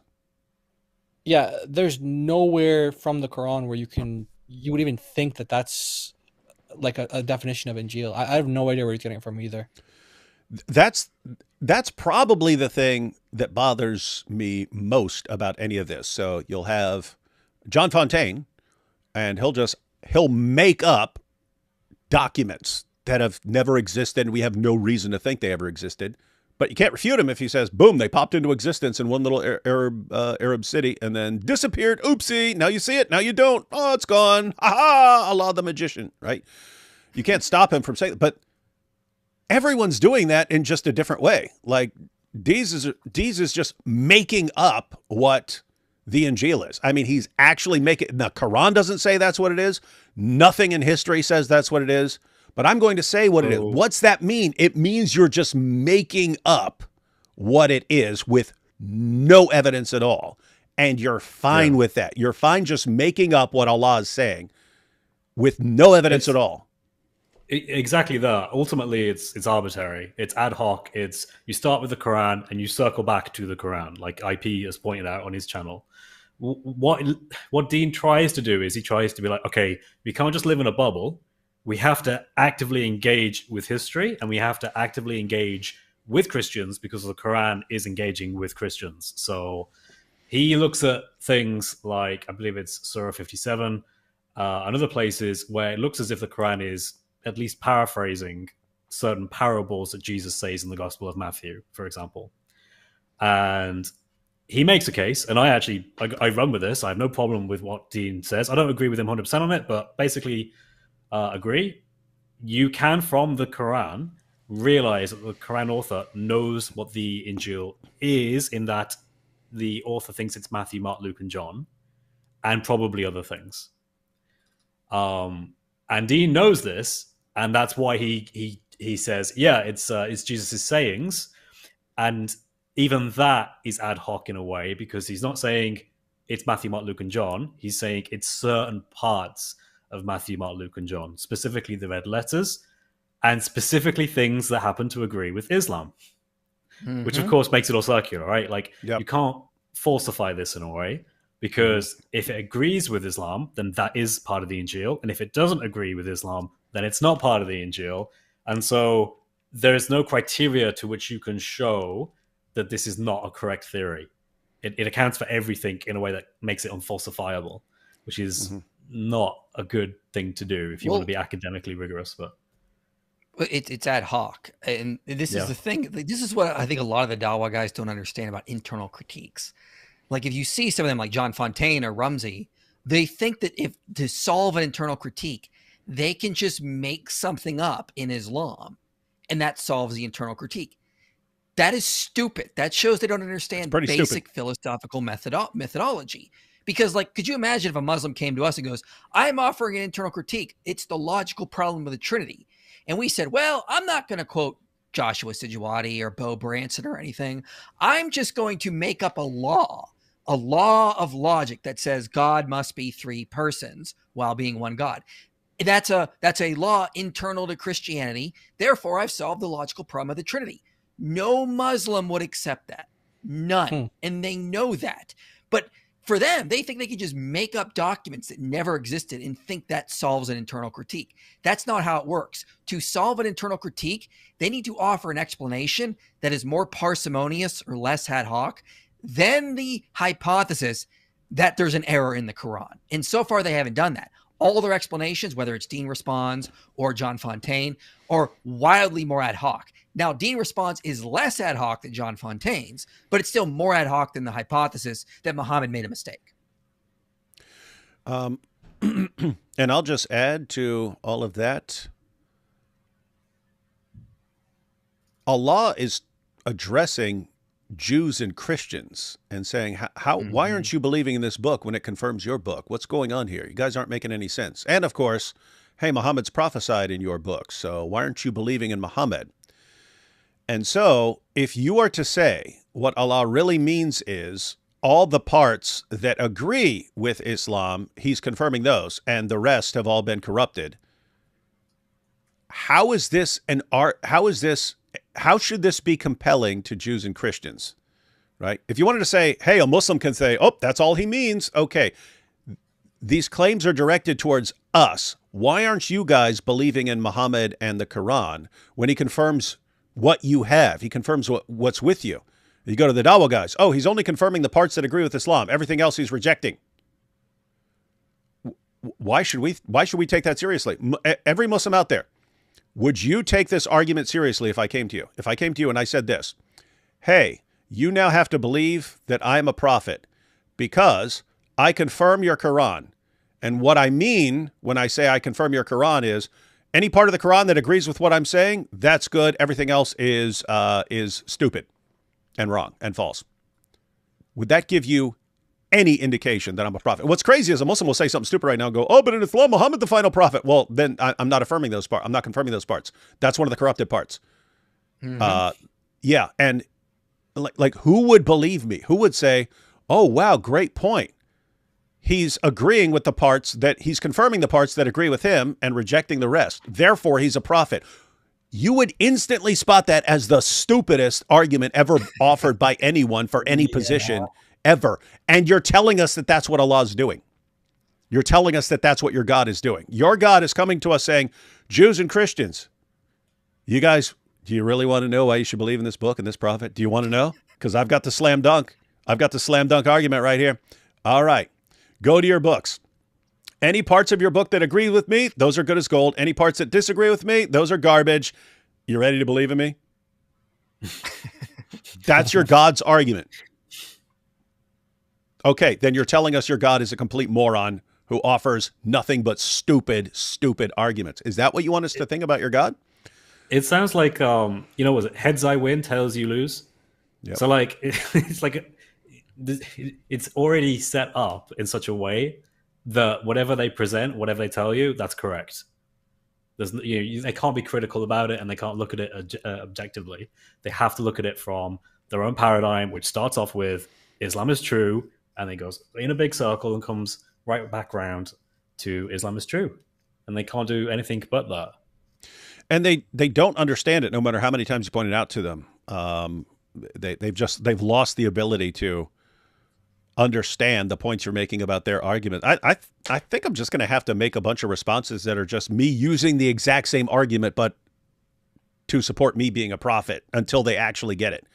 Like, I mean, it's weird. If you were to use that argument, on them to show that I'm a prophet, suddenly they turn their reasoning ability on and go, that's just stupid. That's idiotic. That's the dumbest thing I've ever heard in my life. Why are you so stupid, David? Yeah, now you know how we feel. Why do you turn your God-given reasoning ability off whenever you have to defend a law? And he's using the stupidest argument that even you would recognize as completely moronic if it were being used against you. But you think, oh, it's brilliant. He's making an airtight case when you're using it against. This is just stupid, man. You're making an airtight case for Islam being really, really stupid.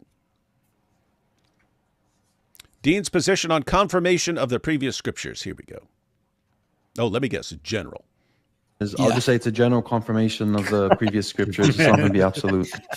General confirmation of the previous scriptures. So there'll be exceptions to the rule. There'll be affirmation, but there'll also be negation. And the evidence for that is? So this is the classical scholarly backing. So this is from Ibn Kathir. This is on chapter 29, verse 46. So we see him say that we believe in it in general when he says we believe in what has been revealed to us and revealed to you. Okay. So like Jai and DOC are going to destroy him there. But I just want to point out something I've noticed Dean do. He'll flash a source on screen and then explain it very quickly and say, okay, and then move on to the next source. Yeah, I've seen that because too. If you just read what he's actually showing you, the context is not what he's saying. He just highlights a very specific part and wants you to focus on that. It's very, deceptive. Yeah. So, by the way, he showed the Quran X site, which his brother Yemeni said it's abridged and not to be used earlier. Why is he covering up the truth? Why is he covering up the truth? And why didn't he go to this other verse that has nothing to do with it?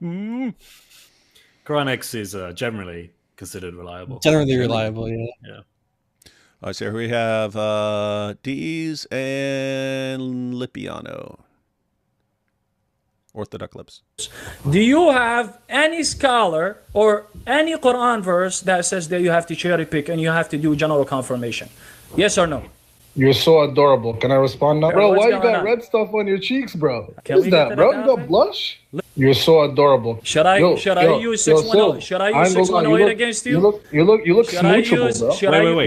You look. What's up with Orthodox lips? He's always doing duck lips. Isn't that the guy? Huh? He's the guy, right? He's the guy that does the. That's what's weird. When he gets pictures taken, he looks like he wants to kiss you, and he poses like this. And then he starts talking about, you're adorable. Ooh, you're adorable. Ooh, you're so cute. I just want to smooch you. Ooh, I want to smooch you. Let's. Why don't you come Smooch over and those, we'll play Momoma and red El cheeks. Zoot. Like, what is this, man? What is this? Why are you gay? Adorable. Who says that? Hang on.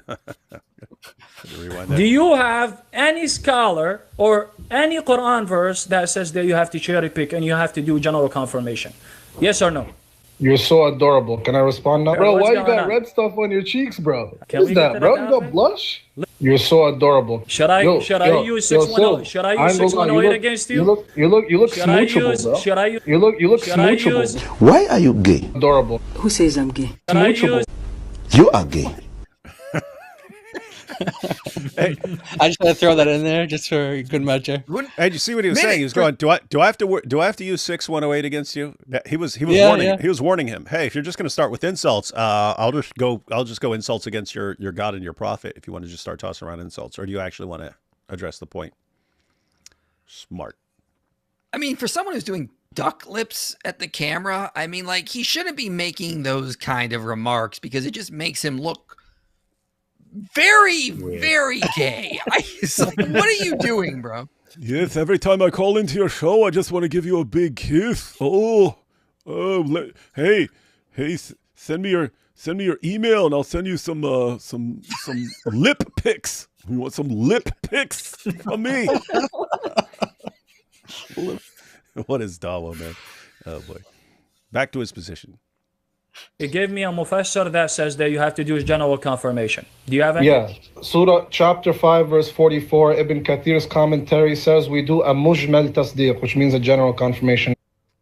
Okay. So, yeah. That phrase mujmal tasdeeq doesn't appear anywhere because it's not grammatically correct or Arabic in Arabic linguistics is not correct. Yeah, so in Arabic, just like Hebrew, many other languages, you have like you put the adjective before the noun. Yeah, so right? when you want to say nice day, you don't start with nice. You say day first. So then nice. Yeah, so in English you say general confirmation, and so in his mind, he's another guy, I guess, but he didn't claim to be like the expert in Arabic, but we're just letting him know that you don't put the adjective before the noun. In Arabic, you put it afterwards. So he made a basic mistake there, but he also attributed it to Ibn Kathir, which they are getting something from Ibn Kathir, but not that. And he said it was chapter 5, verse 44. So I can show it on the screen, actually. I'll show it on the screen. I'll show you exactly where they're getting this from and how to respond to this. So, okay. So we highlighted here.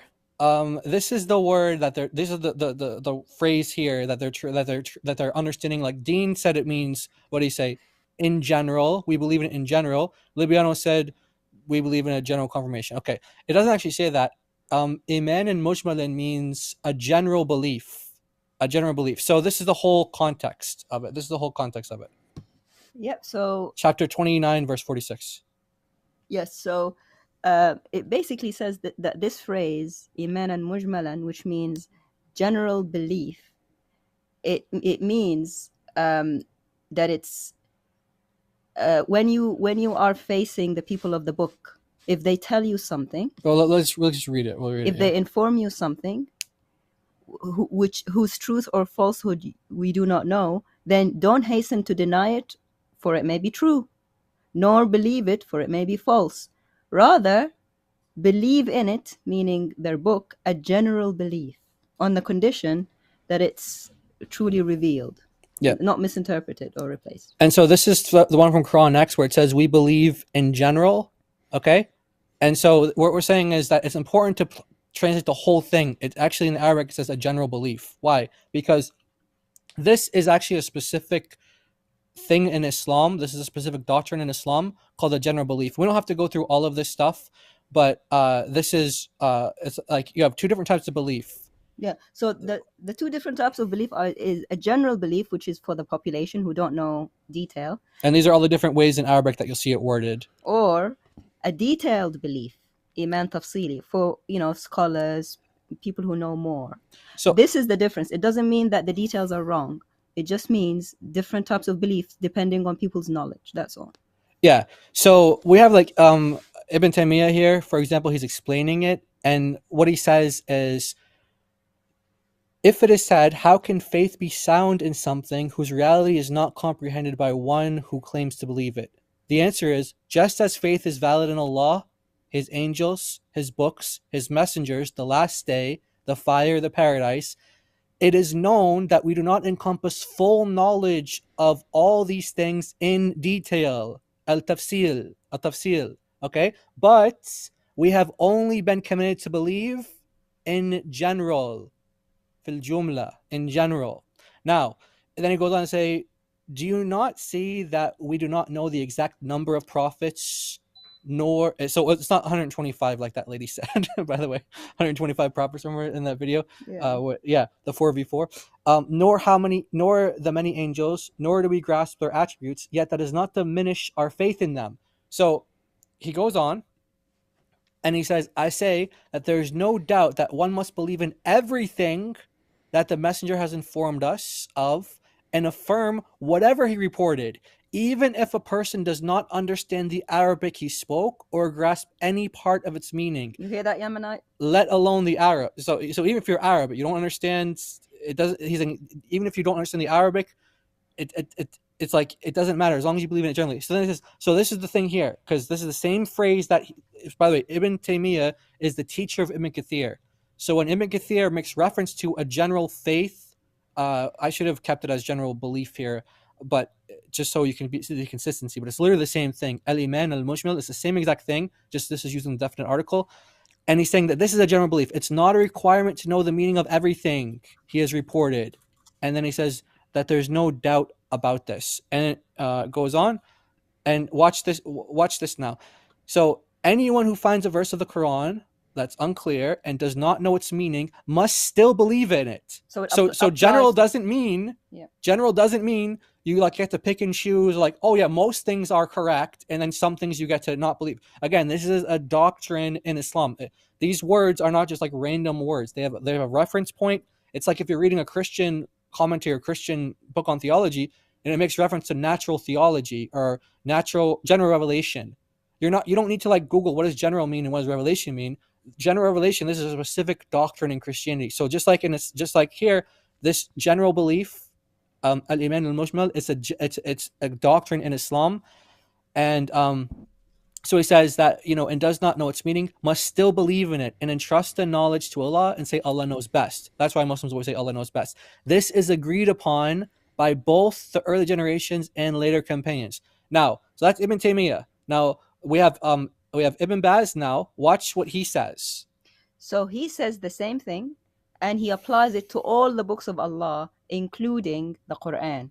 So you can't use that just for the Bible, which means it's not about corruption. Here he says, in the matter of the divine books, plural, the category is one. The believer has faith in them in general. This ijmal, and this word again, general, that they love. We believe in them in general.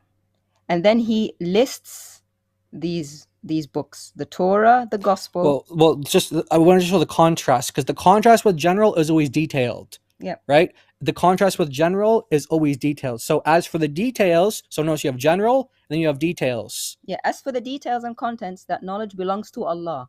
Among them are those whose names have been made to us, meaning the books, such as the Torah, the Gospel, the Psalms, the scrolls of Moses and Abraham, and the great book, the Quran.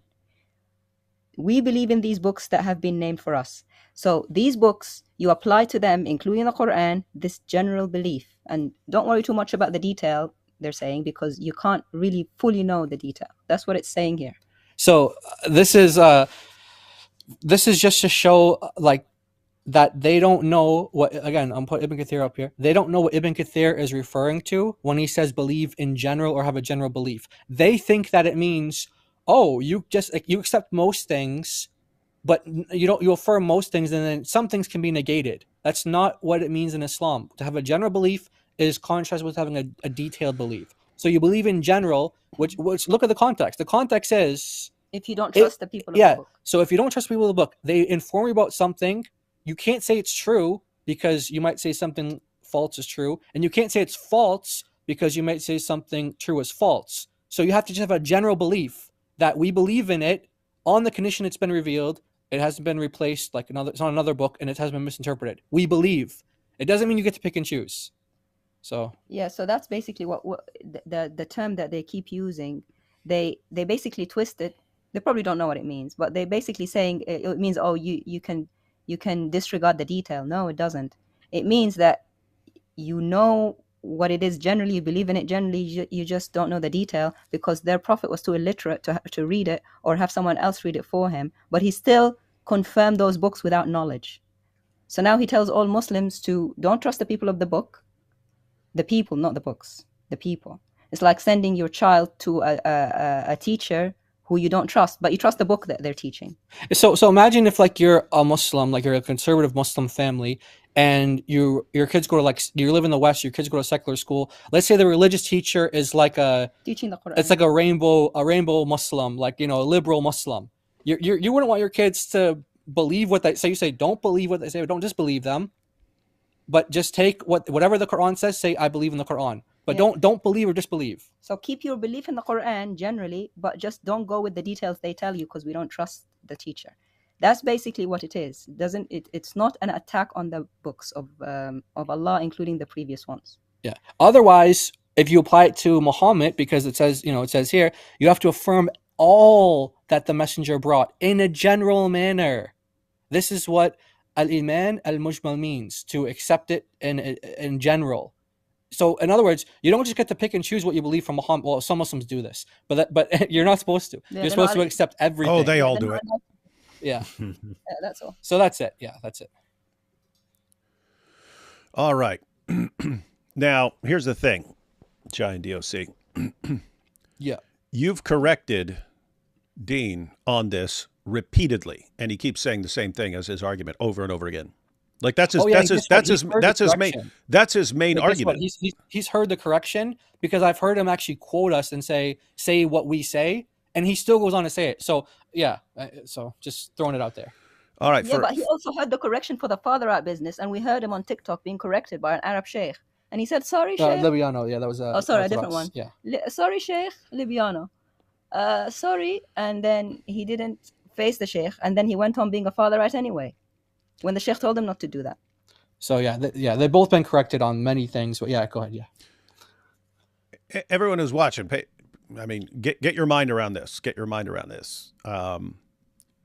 Dean and I'm guessing Orthodox Lips are using as the main response, but Dean is using as his main response to the Islamic dilemma that what the Quran is confirming is something general in the Bible, meaning, some general correct doctrines and so on. But there's all sorts of other things where it's not confirming. So it's confirming the gist of various doctrines, but it's not everything. And how do you know that? Well, because Ibn Kathir says, keep in mind, Ibn Kathir now speaks for Allah, and Dean takes the words of Ibn Kathir as the words of Allah, right?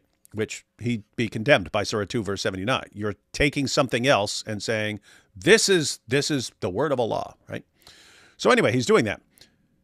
Jai and DOC point out, dude, if you're quoting Ibn Kathir and what he means by this general belief, that's not what he means at all. It can't possibly be what he means. The general belief is distinguished from a detailed belief where if you don't know the details, you just say, I believe in it in general. I believe in that in general.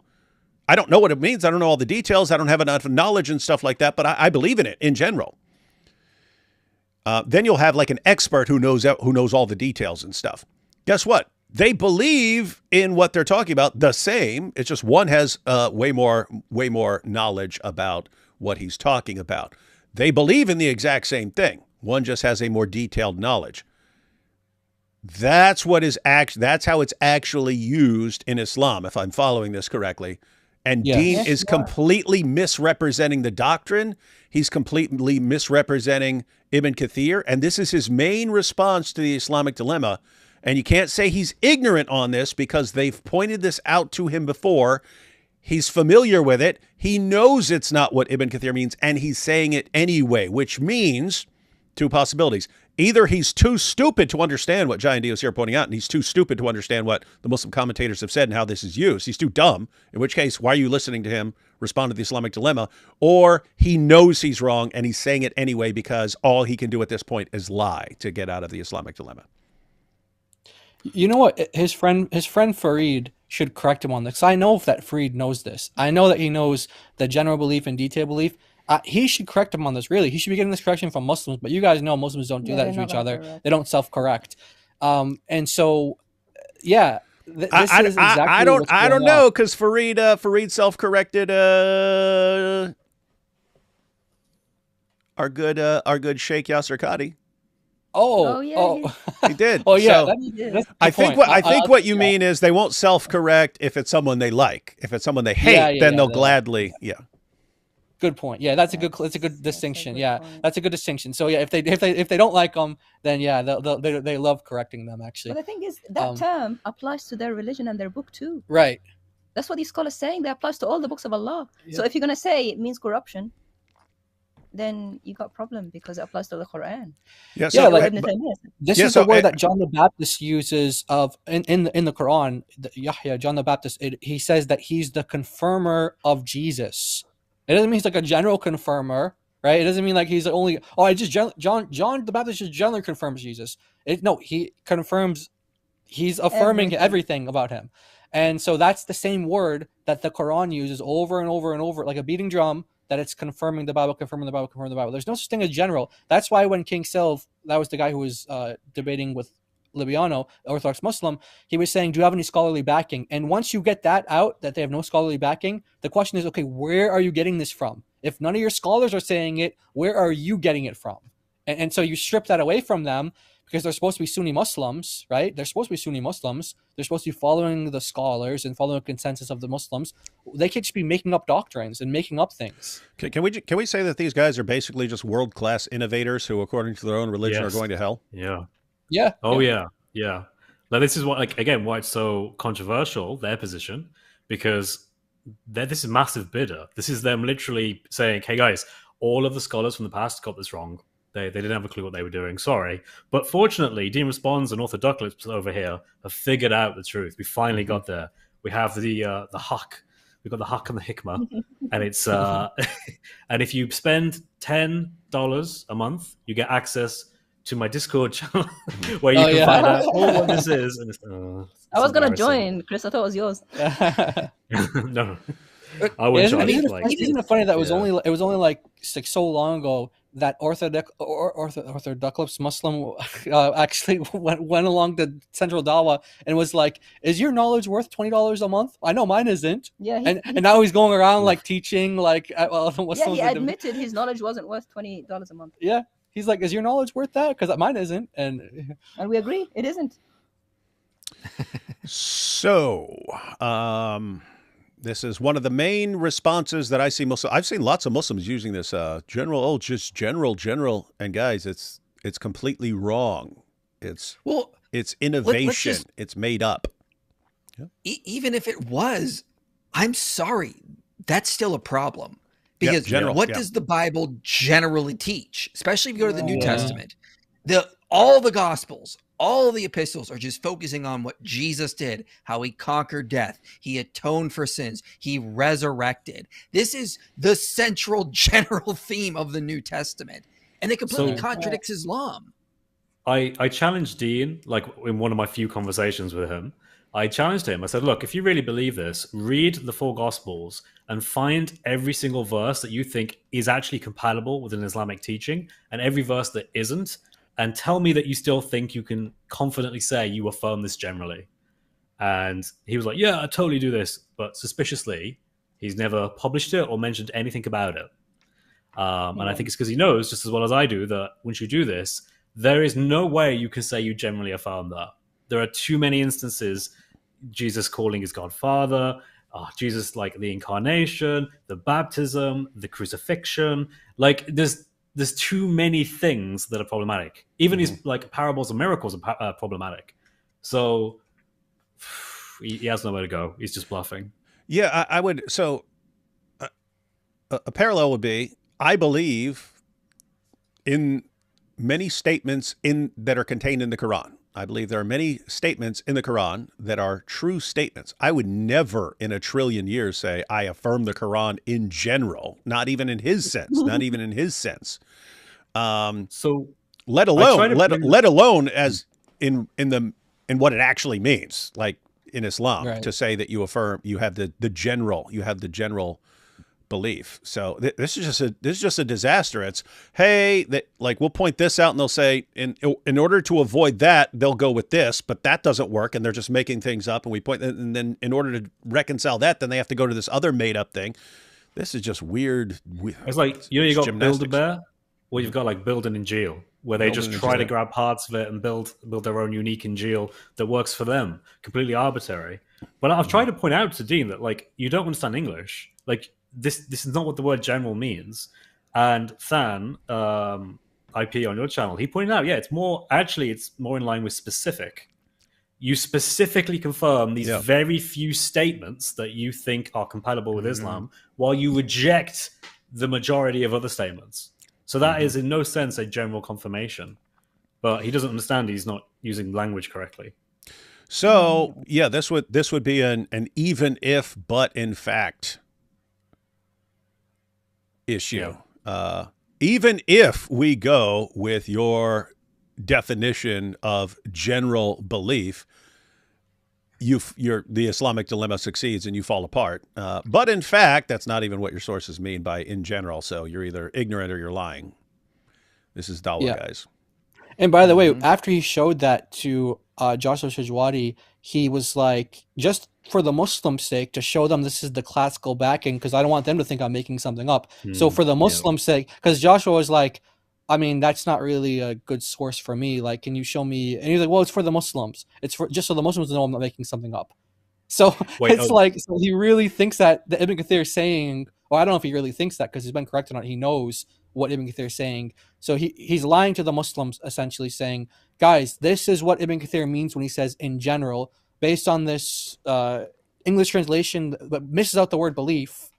And that adds a lot of context. Because you can just go on Google and type in general belief versus specific belief in Islam, and you're gonna get like Islam Web, Islam Q&A. They're gonna detail what those mean to you, or what those mean for you. He is saying like, oh no, because he says in general, that just means like you guys are saying what it means. But you know how I know he's deceptive on purpose? Because Ibn Kathir says general belief. Belief is done by the humans. He changed it to general confirmation, which he's saying that Allah is the one who is doing it. That's how I know he's deceiving them. He's saying, look, no, Allah, when he says I confirm, it doesn't mean everything. Really wow. Bad. So this guy's lying and selling the signs of Allah for a small price. That's right. Very small price. Mm-hmm. As we've said, we pointed out, guys, everything the Quran accuses Jews and Christians of doing with our scriptures that makes us unbelievers destined for hell, it's exactly what you see from your Dawah guys with the Quran. They do find me something, everyone, find me something, find some criticism of Jews and Christians and what we do with our book in the Quran. So you go to the Quran, it says Jews and Christians are doing this. They distort their scriptures. It says we're doing all these things. Find one of those criticisms that you do not see from all these Dawah guys. They're doing all of it. It's like they took the Quran. Hey, here's what Jews and Christians do with their scriptures. Let's do it too. Aren't we good Muslims? No, you're going to hell according to your religion. All right, here's the video.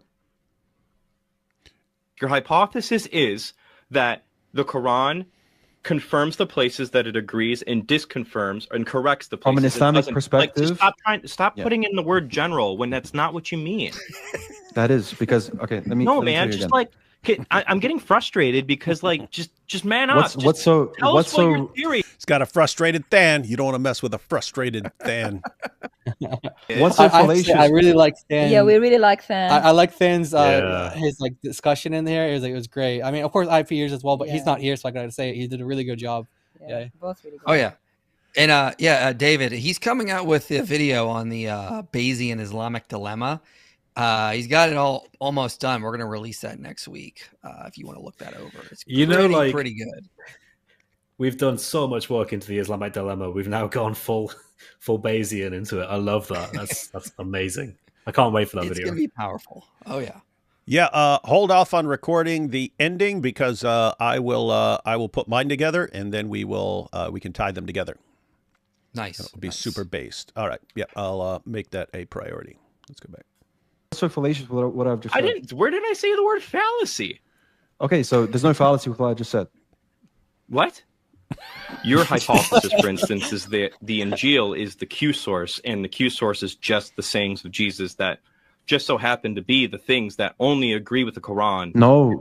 I accept it's generally stuff within the Gospels, within the sayings of Jesus, not just the Q. You said the Quran is consciously correcting the scriptures, telling us what parts are reliable or not. Then you're saying we can go to the Injil and we can look at the Injil and go, well, this part agrees with Islam or this points to Islam. So we know that we can trust that and we can disregard things like the crucifixion, the death and the resurrection and the atonement theory. And then all of a sudden, again, it's just circular. The Quran is being used to pick out the parts of the Bible we can trust, and then those parts are being used to argue for Islam. That's a circle. No.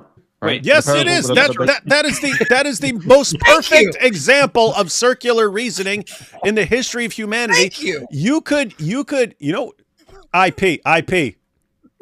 Super brilliant idea here. Super brilliant idea. Don't let me forget it because I will literally forget it 5 minutes from now and never remember that I ever said it. We need to make a short logic book on fallacies, and all we use as examples of the fallacies are Dawah stuff. That's it. It's a little handbook on logic. And brief handbook on logic. We cover all the most important fallacies, and all we use are these guys' arguments for circularity, for straw man, for all that stuff. Because they definitely get plenty. That's literally what he was doing, though. You're gonna get poisoning the well too pretty soon. That comes up to another beast. Yeah, because he's like I cited a bunch of scholars off the top of my head or out of a book really quickly. Don't ruin it. Don't ruin it. No, but anyway, back to the thing. Like that's what he's doing. He's saying like because he tried to argue that you can use Matthew 22 and other places to actually argue for Islam because he thinks they predict Muhammad. But notice that's just the most perfect circle ever because he's saying, okay, we got to use the Quran to pick out the parts of the Bible to know what the Injil was. And then we use that Injil to argue for Islam. It's such a circle. It's pretty terrible. No, is the Injil on your hypothesis, is the Injil just a collection of sayings that agree with the Quran minus all the places that it's going to be that mixed in within you have within an a biography. unfalsifiable hypothesis. Therefore, the Bible cannot, evidentially speaking, cannot confirm the Quran. Yeah. So there's enough truths mixed with the falsehoods that the proves Islam. significance of what I just said right there. It's not because you accept those truths that are left within your book that proves Islam. Yes, including the ones that contradict Islam. That's our point. Exactly. And what Islam is pointing you towards is the truths to make you become Muslim. So, tell me if there's any fallacy in this. Just to add real quickly, he always says this, and I don't think he realizes what he's doing. There is enough, this is what he says, there is enough truth in the Injil that will point you to the truth of Islam. There is enough like non-corrupt parts that are Islamically acceptable, and they will point you to the truth of Islam. But the opposite is also true. There is enough falsehood in his view to take you away from Islam. So why accept one and reject the other? If there's enough falsehood, well, you have to assume that Islam is true. You have to assume that Islam is true, so that you then go find out the parts, and that's the circular reasoning. Dean, how are you not getting this? So So we've already seen you have to completely make stuff up, even from Islam. You have to say Allah's saying all these things that he never says. So you have to make up what Allah is really saying. And you just basically have to make basic fallacies part of your constant reasoning. And that's all you do. And then you too can be a Dawah guy. There's enough we need to make a parody show, like one of those like America's Got Talent shows, but it's so you want to be the next Dawah guy, and we all sit there and we're all judges, we're like sheikhs, and then these guys have to step up on stage, and then like whoever has the dumbest, most fallacious reasoning imaginable, he gets to be the next Dawah guy, because that's apparently the requirement. That'd be great. You have to do that. Truth in your book. There's falsehoods in your book. And I'm telling you, hey, there's enough truth in your book right there in this parable that we can historically attest. Hey, let me flip this on him. Hey, Dean, I affirm that there's enough truth in your book to lead you out of Islam. Namely, all these statements affirming the inspiration, preservation, authority of the Torah and the Gospel, which contradict your book. Therefore, even though your book is a heaping, steaming pile of monkey crap, it contains enough kernels of truth in it to lead you right out of Islam. So there you go. That's me confirming your book. Great job, man. You're doing a bang-up job. Keep at it. Being most likely given to Jesus, that proves Islam. What's fallacious about that? Like the crucifixion of Jesus. Okay, but what's fallacious in what I just said? Can you answer? Because that's not what your argument reduces down That's to. exactly what I'm arguing from the very beginning. No, it's not. What's fallacious? What you said within the logical possibility space of what you said allows for the logical possibility. He's talking about logical possibility space to Dean responds. Come on, stop. That's a form of abuse. Fan. Dean keeps saying there is something. He keeps saying, what was it? The fallacies, right? He's like, is this a fallacy? No, sometimes it's just wrong. Yeah. Like, I hate it when people do this. They think that everything is either fallacious or not, and that's another way of saying true or false. I'm like, no, that's not quite what we were doing here. You can make an argument that something is wrong, even though what they said isn't fallacious. It's just really dumb and really wrong. You know? No, and that's basic. I mean, that's stuff you learn on day one of logic class, right? Logic is, basically, do these statements lead to something else? Are they connected in such a way that you can infer something else from them? But you have valid logic. That means the conclusion actually follows from the premises. But then you have whether what you're saying is even true or not. And so you've got, if an argument is built on true premises and valid logic, you say it's a sound argument. So a sound argument is one that starts with true premises and has valid logic. You can start with false premises and have valid logic and get to a completely ridiculous conclusion. Not because there's a problem in the logic, but because you're starting off with false premises and so on. Likewise, you can start with true statements and have invalid logic and have a crap argument as well. And these guys are just all over the place. It's let me take a bunch of completely false statements and use a bunch of logical fallacies, and this is what we have to do to get to the conclusion that we've decided we want to get to ahead of time. Should be embarrassing. I mean, like just realize what Dean is saying here, everybody. Like he's saying that when the Quran says it confirms our scriptures, according to him, the Quran is saying there's enough truth in your books to point you to Islam. But I mean, that's just such a circle, because there's so much that contradicts the Quran in our book. So we have to use the Quran to pick out the parts of the Bible, and then we Christians are supposed to use those parts to believe in Islam. Like, that's a circle. You're using the Quran to read the Bible, and then you use the Bible to prove Islam. Absurdly circular reasoning. That is fallacious. It's extremely fallacious. But anyone can do that. Yeah. I can say I'm a prophetess, book of DOC. It confirms enough of what's in everybody's book, but whatever contradicts with me is not correct. Well, also, let's actually run this on them with a real example. Let's use the Ahmadis. Guys, there's enough proof in the Quran to point you to Mirzam Ghulam Ahmed, okay? And we use the writings of Mirzam Ghulam Ahmed to read and understand the Quran properly, and then you use the Quran to believe in Mirzam Ghulam Ahmed. How many Sunnis are going to convert to the Ahmadi faith now? 0. How many? 0. Exactly. No. Yep. They will I told you, that's when their reasoning ability will turn on suddenly, and they will recognize that is extremely stupid reasoning. But then as soon as they start defending their own position, they'll immediately use the same stupid reasoning that they would recognize as insanely stupid if anyone else used it. That's what Dawah does to your brain, guys. It's what Dawah does. That could, in theory, disprove or be incongruent with the Quran. Your theory does not allow that, because by definition, anything that disagrees with the Quran is being corrected by the Quran. Yes, exactly. Yeah, but the point is, yeah, exactly. Yes, actually, guys, you got it. Hang on. Yeah, guys, it's easy to miss what Than just pointed out. So the Quran is, here's how you know the Quran is true. How? By pointing to your book.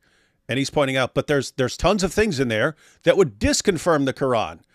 And so if this is actually being put up as a way to confirm or disconfirm the Quran, you're using it in a way that makes it impossible for the Bible to disconfirm the Quran, because you're saying it's only confirming the stuff that already confirms the Quran. So there's no way you're saying, oh, this is how you know, this is how you confirm or disconfirm the Quran. And he's saying, you've just made it impossible. You've only made it so that it can confirm, just by definition, and you're making this stuff up. And this is. He's like, yes, exactly. That's exactly what I'm doing. Yep, exactly. That's exactly what we do. Of course, this is Dawah. This is Dawah. And he's like, oh wait, no, I can't say that. This is what was the point exactly, of Allah? So what was the point of exactly Allah? Why I brought Than on my channel. He's pretty good at this. Yeah, Than's great at this. Yeah, it's really good. But if it discredits, if whatever discredits it should be thrown out, then what's the point going to it in the first place? What did Allah say to go to us and ask us then? Oh yeah, he gets to 1094 actually later on. He gets that. All right, let's see. That there's nothing historically verifiable that I agree with you on that will be a historical testament to Jesus, a saying that contradicts Islam. I don't believe there's anything. You added a qualifier there. You added I don't believe there's verifiable. Yeah, you added that qualifier, but that's not what the Quran is saying. It doesn't say we're confirming what's historically verifiable. It's confirming what is true. That's the point. Okay, but then but it's also correcting things, right? Yes. So then the Quran is confirming the Bible, but we need to use those parts of the Bible to confirm to argue for the Quran. Yes. That's exactly what it's saying. Yeah. That's exactly yes. No. Oh, yes, it is. Hold on. If I'm no. I mean, just imagine. Poor IP. Yeah, IP. You could be like this. Okay, so what you're saying is, in order to know that Islam is true, we first need to assume that Islam is true. Just take it for granted that Islam is true, and therefore it's only confirming the parts that agree with Islam, and then we're supposed to use those parts that agree with Islam to then conclude that it's true, which is exactly what we had to assume from the beginning. That's what you're saying, right? Yeah, that's exactly what I'm saying. It's brilliant. Don't call it fallacious. Don't call it fallacious. Don't say I'm fallacious here. Jai, you got to upload these videos to your channel. Like these need to be independent ones. You got to do the first one and then do this one as well. Yeah. Okay. We could do that. We will. So if you already assume Quran is true, why do you have to measure it against anything? What's the question? What's the point? What's the point? Yeah, what's the point of measuring it against something? And then finding out that it doesn't measure up and assuming it's correct anyway. Yeah. It's like choosing a yardstick and then rebelling against the yardstick when it doesn't. Yeah, just imagine if you'd had if you'd had Muslims running this argument and some knowledgeable Jews and Christians in the area, and Muhammad comes up, hey, you want to know why you should believe in me? I'm confirming your book. And you say, really? Well, look at all these things in our book that completely refute what you're saying. Oh, but I'm only confirming the parts that I already agree with. Like, who would think that's a good argument? What Jew or Christian on the planet would think that's a good argument, ever? Or would you even need to say that? Like, would you even need to say, like, I'm confirming X is like only if it agrees with me? Then it's you're like, not really confirming it then. It's like redefining what confirming means to just be like, whatever agrees with me. So you don't need to even say that. Like, because you could say the Quran's affirming the Vedas or the Hindu books or something like that. It's like, yeah. Matter of fact, you could, using their argument and their definition of confirm, you can say that the Quran confirms any book. That Allah confirms any book. Allah confirms Plato's Republic. Allah confirms the Da Vinci Code. Allah confirms Alice in Wonderland. Why? Because you pick any book, there's going to be something that agrees with Islam, and therefore, you see, he's confirming it. This is like insanely stupid, and this is what they're all doing right now. Well, I mean, let's use their reasoning for Mirzam Ghulam Ahmed. Okay, Mirzam Ghulam Ahmed. You are correct. You are correct. Confirming the Quran. So you need to use Mirzam Ghulam Ahmed to know how to read and interpret the Quran, and then you use those interpretations of the Quran to believe in Mirzam Ghulam Ahmed. You see? It's not falsifiable. You can't like show this is false because it covers both. There's no verses or any content in the things you're confirming that you can point to as a way of showing this is a bad hypothesis or a bad theory, because it accounts for everything, which means you can apply it to anything. It becomes like a useless theory. You can't. There's no way of showing that this isn't correct, basically, because it accounts for everything in a weird way that makes it pointless. Like, why would Allah do this? Some of the best reasons to reject the Quran are the obviously human arguments that it makes, and this is one of them. It's a very human argument. Mm-hmm. It's a very poorly made human argument. Yep. Yeah. Look, our theory is falsifiable. If a Muslim can show us that, like, let's say the Bible doesn't contradict the Quran, okay, then prove it. If they're saying that they're saying that the Quran doesn't confirm the Bible, okay, prove it. You can falsify that theory. But for someone like John Fontana or Dean or whatever, either of their theories are just unfalsifiable. Both of them. Both of them. There's a magic book.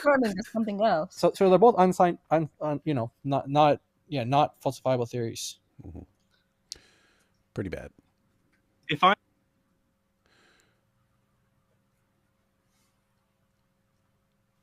So one very clear example where it would disagree with Islam is when he mentions his crucifixion and resurrection. Right. One clear? You got one verse. Oh my goodness. Scholars in general agreement. Mm-hmm. that he prophesied his death and resurrection? The overwhelming consensus of scholars is that Jesus did predict his death. At his death and resurrection, he predicted both, yeah? Mm-hmm.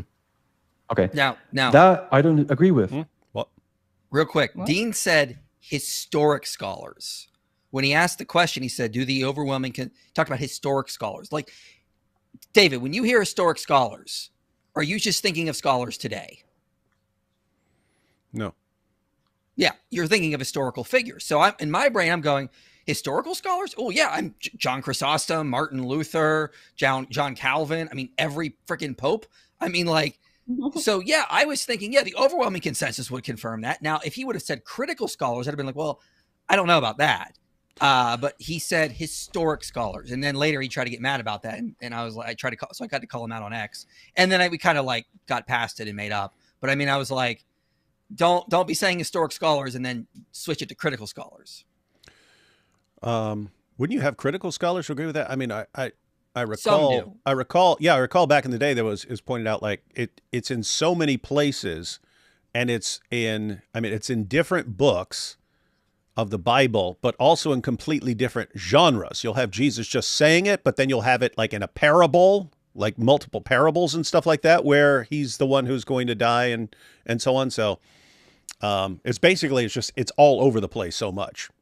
So like what you'll get, what I looked up more since my conversation, you get a lot of critical scholars, that is, will say Jesus probably saw a few days before when he was in Jerusalem that he was going to die. And so he started talking about it. And then that got expanded out to be like, he's predicting it, years before. So that's what Bart Ehrman tries to argue, is that he argues Jesus saw that he was going to be arrested soon. So he started saying bad things are about to happen. And then that was extrapolated from. And that's why you'll even have like some atheists and agnostics who grant that Jesus made the predictions, because they think you don't have to have miraculous knowledge to be like, hey, I'm ticking off a lot of people. I'm ticking off the Jewish leaders and the Romans, and I'm heading up to Jerusalem. Yeah, pretty much. Yeah. And by the way, Dean has since, I think, changed his position on this as well, because I was following those discussions with IP on X with Dean, and first he was asking, like, did the historic Jesus ever predict his death and resurrection? And then you got him to basically come to the point where he basically said, okay, if he thought he was going to die, that's still not against Islam. Like, Jesus could have thought he was going to die. So he's actually granting that Jesus could have thought he was going to die, but that obviously he'd be saying that Jesus is wrong. So so that's how far he's willing to go. He's willing to actually. Crazy. Yeah, he goes beyond. He goes beyond what he says here, because this is just the before, but the aftermath on X with IP. He basically got him to say like, okay, well, Jesus could basically think that, and that doesn't go against Islam. He could have thought that, but that's not what Allah did. But whether Jesus thought or predicted it or not, he still died, which still goes against Islam. Well, yeah, that's true as well, because all these historical scholars can say that too. I want to steel man deal as best as I can, because I don't want to misrepresent him. Because I think he's trying to take the best Dawah bro approach here as possible. He's trying to say that in Q, what John Kloppenberg says is Q, it does have Jesus thinking he's going to die, and this is according to what he said on X. Thinking he's going to die, but that ultimately didn't happen. But it was a reasonable assumption, according to Dean, for Jesus to think that because of all the opponents and all the attacks. But then, of course, he believes Allah raised him up, so it never actually happened. But it would be a logical thing to think in his time, which is a little bit different than just saying Jesus didn't deny it. So it's good he's moving in the right direction. Yeah, so he's stepping away from this position and going more into, okay, I'm willing to grant that he talked about his death, but he's essentially saying he was wrong about it. So when did he change his mind? Dean, IP basically followed up on some of the quotes. I checked one of his sources, John Kloppenberg, and John Kloppenberg is a little bit more nuanced. He thinks that whoever wrote the Q document has Jesus in Q, predicting his death to come, and there are certain sayings that point to that. So now I don't think John Kloppenberg thinks Q is entirely, if Q even existed, but his reconstruction of Q, which I'm skeptical of, but his reconstruction of Q, that is John Kloppenberg, thinks that whoever wrote Q has Jesus predicting his death in there, even if Kloppenberg doesn't think the historical Jesus did. So scholars can get kind of nuanced with this. And this is what you find the more you read about it. Like you'll get like a skeptical scholar like Kloppenberg, who may not think the historical Jesus predicted his death. I don't know if he did or not, but he does think whoever wrote Q made like a basically a character of Jesus based on the historical Jesus. And then that character predicts his own death. Same with Mark, Matthew, Luke, and John. They all have Jesus predicting his death because that's their version of Jesus, but it's not the historical Jesus. For a lot of these critical scholars, the historical Jesus is lost to us. So they're very, very skeptical about what you can actually say about that person, which is absurd because they're so skeptical, but then they make these reconstructions that are somehow more reliable. So it's kind of like an absurd, like, the funny thing is Robert Price once pointed this out. Like if you want Jesus to be like a vegan lesbian or like a vegan feminist, you just pick out the verses of the Gospels where it aligns with that. And then you make that the historical Jesus. It's sort of like this circular thing. Yeah. That's what they do. Look but at it's like what David was saying.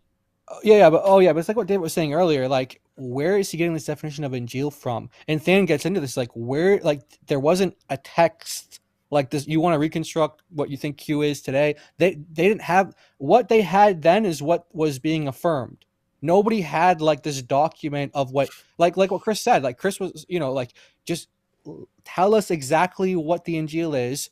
Whatever Dean comes up with is not going to be what they sure, it'll be contained in what the Christians had back then, but it's not going to be the entirety of it.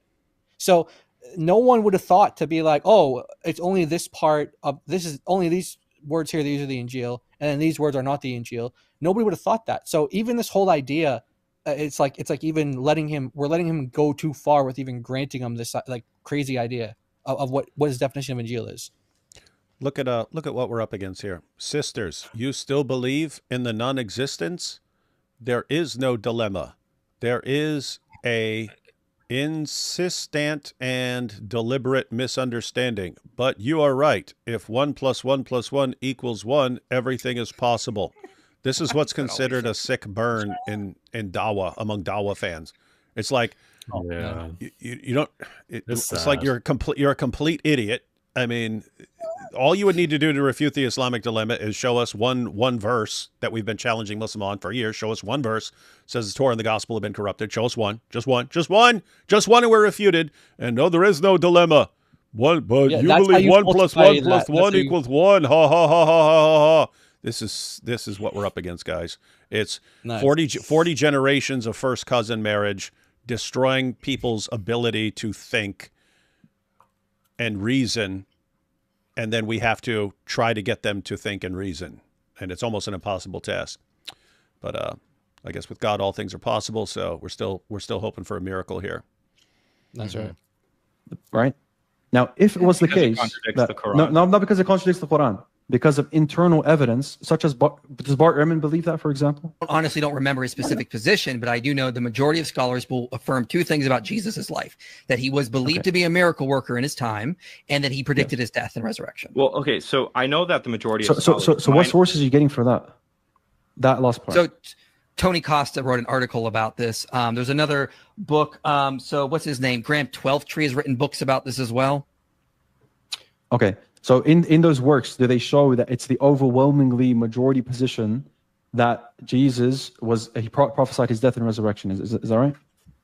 I believe so. What in the blue hell is he even arguing here? Like where's he getting that this is what the Quran says? I affirm your books. Oh no, it's only saying that what critical scholars affirm about the books. And this is before critical scholars even existed, dude. Why would you think that is? It's like stupid. In the conversation, my mind was going, wait, he said historical scholars earlier. Is he now thinking of just critical scholars? And I wasn't sure. So I was kind of like, but he did say historical, so I should just go with that. But it sounded like maybe he was just talking about modern scholars at this point. So I was not really sure where he was at this point. I think he was stalling because he knew that there's no answer. So let's see if he's trying to see if there's any crack in the armor. Any way out, yeah. But Than had it right. Looking for any crack, not in the zoot sense, but yeah, but Than had it right. The only reason why he disagrees with that is because it disagrees with Islam. That's the only reason. And then Dean is just trying to pretend that he has these other reasons. Like, imagine anybody think like anyone just come up with Dean's conclusions or what he says unless they were guided by the Quran with those assumptions. Like, no one in the world would ever think. Did the companion say, but are there any critical scholars that say this? No. Allah told them, we confirm what is with them. Moved on. They didn't even read All the it. critical scholars are dead. We killed them all. Yeah. Like anyone who's critical of Muhammad, they died. Yeah. So it is important, like what the actual methodology here is. I agree with the Quran, except on all the Islamic dilemma verses. But other than that, I agree with the Quran. I'll reinterpret over 100 Islamic dilemma verses gladly. I won't reinterpret 4157, even though there's always been Muslims who reinterpret that. But yeah, I just agree with the Quran, and so I'm stuck with this dilemma. So I'm going to say that, okay, the Quran is affirming their book, therefore I'm just going to say it's general, and then we have to do all this, and then you keep narrowing you keep pinning them down, going, okay, is this what it's confirming? It's confirming in general. Well, okay, there's a bunch of stuff in there that's wrong. It's confirming the red letters. Okay, well, we can run the Islamic dilemma just with the red letters. Well, now all the red letters, because some of those have been correct. Just the Q. Okay, well, we can run it just from Q. Well, just the stuff that critical scholars would affirm. What the heck are you doing, man? Yeah, seriously. This is what Allah means. This is what Allah wanted us to do. Wanted us to do when He says, "I'm affirming your book." And by the way, that's also funny because that means like no Muslim up until critical scholars could ever know what the Injil is. All right, no Muslim could ever know what it is until Dean came along and he started because that's what he's actually saying. Like it is. This is keep in mind, he can't defend any of this. He can't show us where Allah says this is what He means by any of this. So not only are these the guys that are coming up, like 14 centuries of Muslims had no clue what Allah was saying. And you can see this from the commentaries. They're all over the place on what Allah means in these verses. Suddenly you get down to the 21st century. Dean figures out what Allah has really meant all along, but he can't show us Allah saying any of this stuff.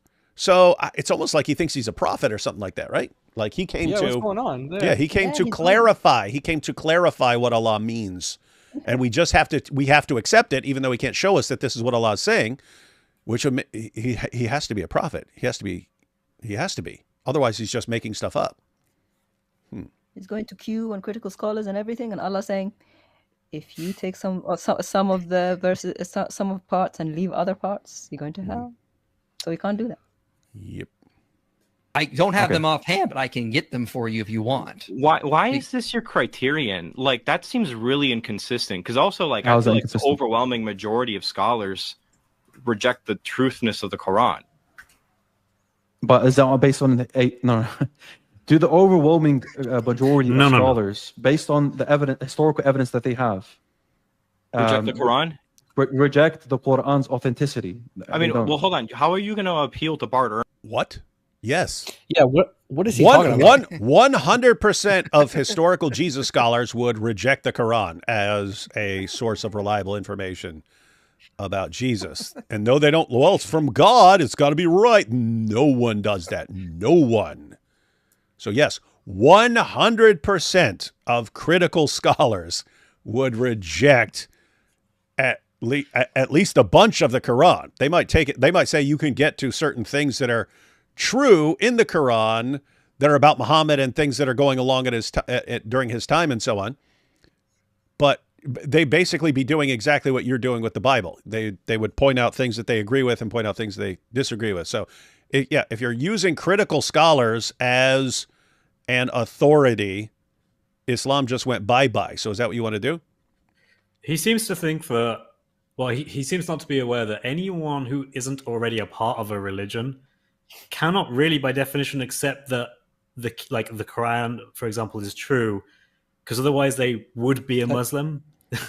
It's kind of like, well, yeah, anyone who studies Islam but is not yet a Muslim, by definition, they don't accept it's the word of God, because if they did, they would be a Muslim. It's kind of weird way of thinking. It's extremely weird, and it's totally hypocritical, right? It's okay. We're gonna talk about the Bible. We have to go to critical scholars and see all this from. Okay, is that the method you want to apply to the Quran? No, Of course not. Yeah, They but never would. and the fact that he thinks that scholars are like critical scholars of the Quran are not like they don't agree with how he views the Quran. Like if you show my No, of screen real course not. quick, I'll just throw a couple examples of this and just show like what critical scholars or Muslim, Islamic scholars have to say about just one particular text in the Quran. So This is a good one. here's a quote from Nikolai Sinai, the Quran. It says, "It is probable that chapter 19, verses 34 to 40, which have been identified as a later interpolation before." Okay, so, and they were added to the preceding narrative, et cetera, as a postscript to provide, and blah, blah, blah. So the point is, you keep going down. I have multiple scholars here. Another one, here's Muna Tatari saying, in historical critical exegesis of the Quran, it is generally assumed that Quran chapter 19 verse 34 to 40 represents a later insertion into Surah Maryam. Okay, and then they give you the reasons why they think that, because of the rhyme structure, et cetera, et cetera. And there's more. How do you pronounce his name again? It's French. Guillaume D. Guillaume D. Sorry, I'm bad with. So he says in his article here that Surah 19, verse 34 to 40 are an interpolation. So that's all I wanted to share. But I just wanted to show that the idea that critical scholars, like Islamic scholars or scholars who what they would call Orientalists, they don't have the view of the quote authenticity of the Quran that Muslims would ascribe to it. They think that there are parts that are interpolated, like people at later hands came in and added things to the Quran. And so this idea that like, oh, for the Bible, you guys have these critical scholars who, they just have a field day with, like, saying what's original and what's not. Well, guess what? You have critical scholars of the, and by the way, we have reasons for denying what these guys say, and we can, show that. But you want to appeal to them, and you think they're authoritative, and you think that they don't do that to the Quran. You're wrong. They say over and over, basic consensus, that this particular passage, just one example, is an interpolation, which means that a later hand came along and added something in that wasn't in the original. So the idea that, oh, we all just agree with critical scholars on the text, the genuine, I forget what he said, the authenticity of the text or the genuinity of the text or something, that's not true. And for something, and then because we're talking about authenticity, like, mocks the Quran. Bart Ehrman literally says that the Quran can't be comparable to the authenticity of the Bible. Right? Yeah. He's not even he's not even an authority on the Quran. Saying why, right? He's not even an authority on the Quran, anyways. Right? The point is that can we show that historical evidence of the high degree of certainty that any of the sayings of Jesus contradict with Islam? Yeah, I don't believe so. I would argue, for instance, Dale Allison will take that Mark 14 verse where Jesus claims to be the Son of Man coming on the clouds of heaven and from Daniel. That okay? Dean, I got a source here for you. So Habermas has actually gone through and compiled all the sources on this. And yes, it's one of those things that the majority of scholars who have written on this, like Allison, Casey, Crossley, Dunn, Tabor, Wenham, Wright, all are basically saying yes. Bayer, Borg, Brown, all are saying yes. The overwhelming consensus is Jesus did predict his death and his resurrection. So how many of those scholars are Christians? What does that have to do with anything? That is from what I can tell. Are we poisoning the well now? Yeah, it is amazing. I mean, imagine if you were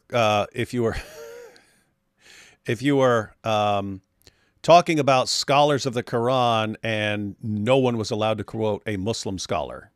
Yeah. So okay, well, we're only allowed to cite people who reject the Quran as the word of Allah. It's amazing. Yeah. What do these guys quote nonstop? Oh no, you have to go to Ibn Kathir. You have to go to this. You have to go to that. What are you talking about? As soon as we go to the Bible, we're only allowed to quote non-Christian scholars. This is stupid.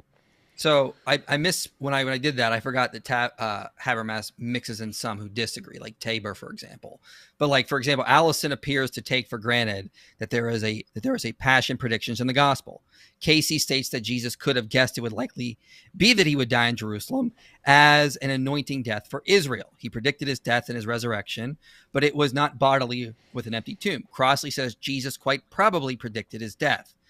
James D.G. Dunn thinks that Jesus believed that he would be arrested, which entails a subsequent death.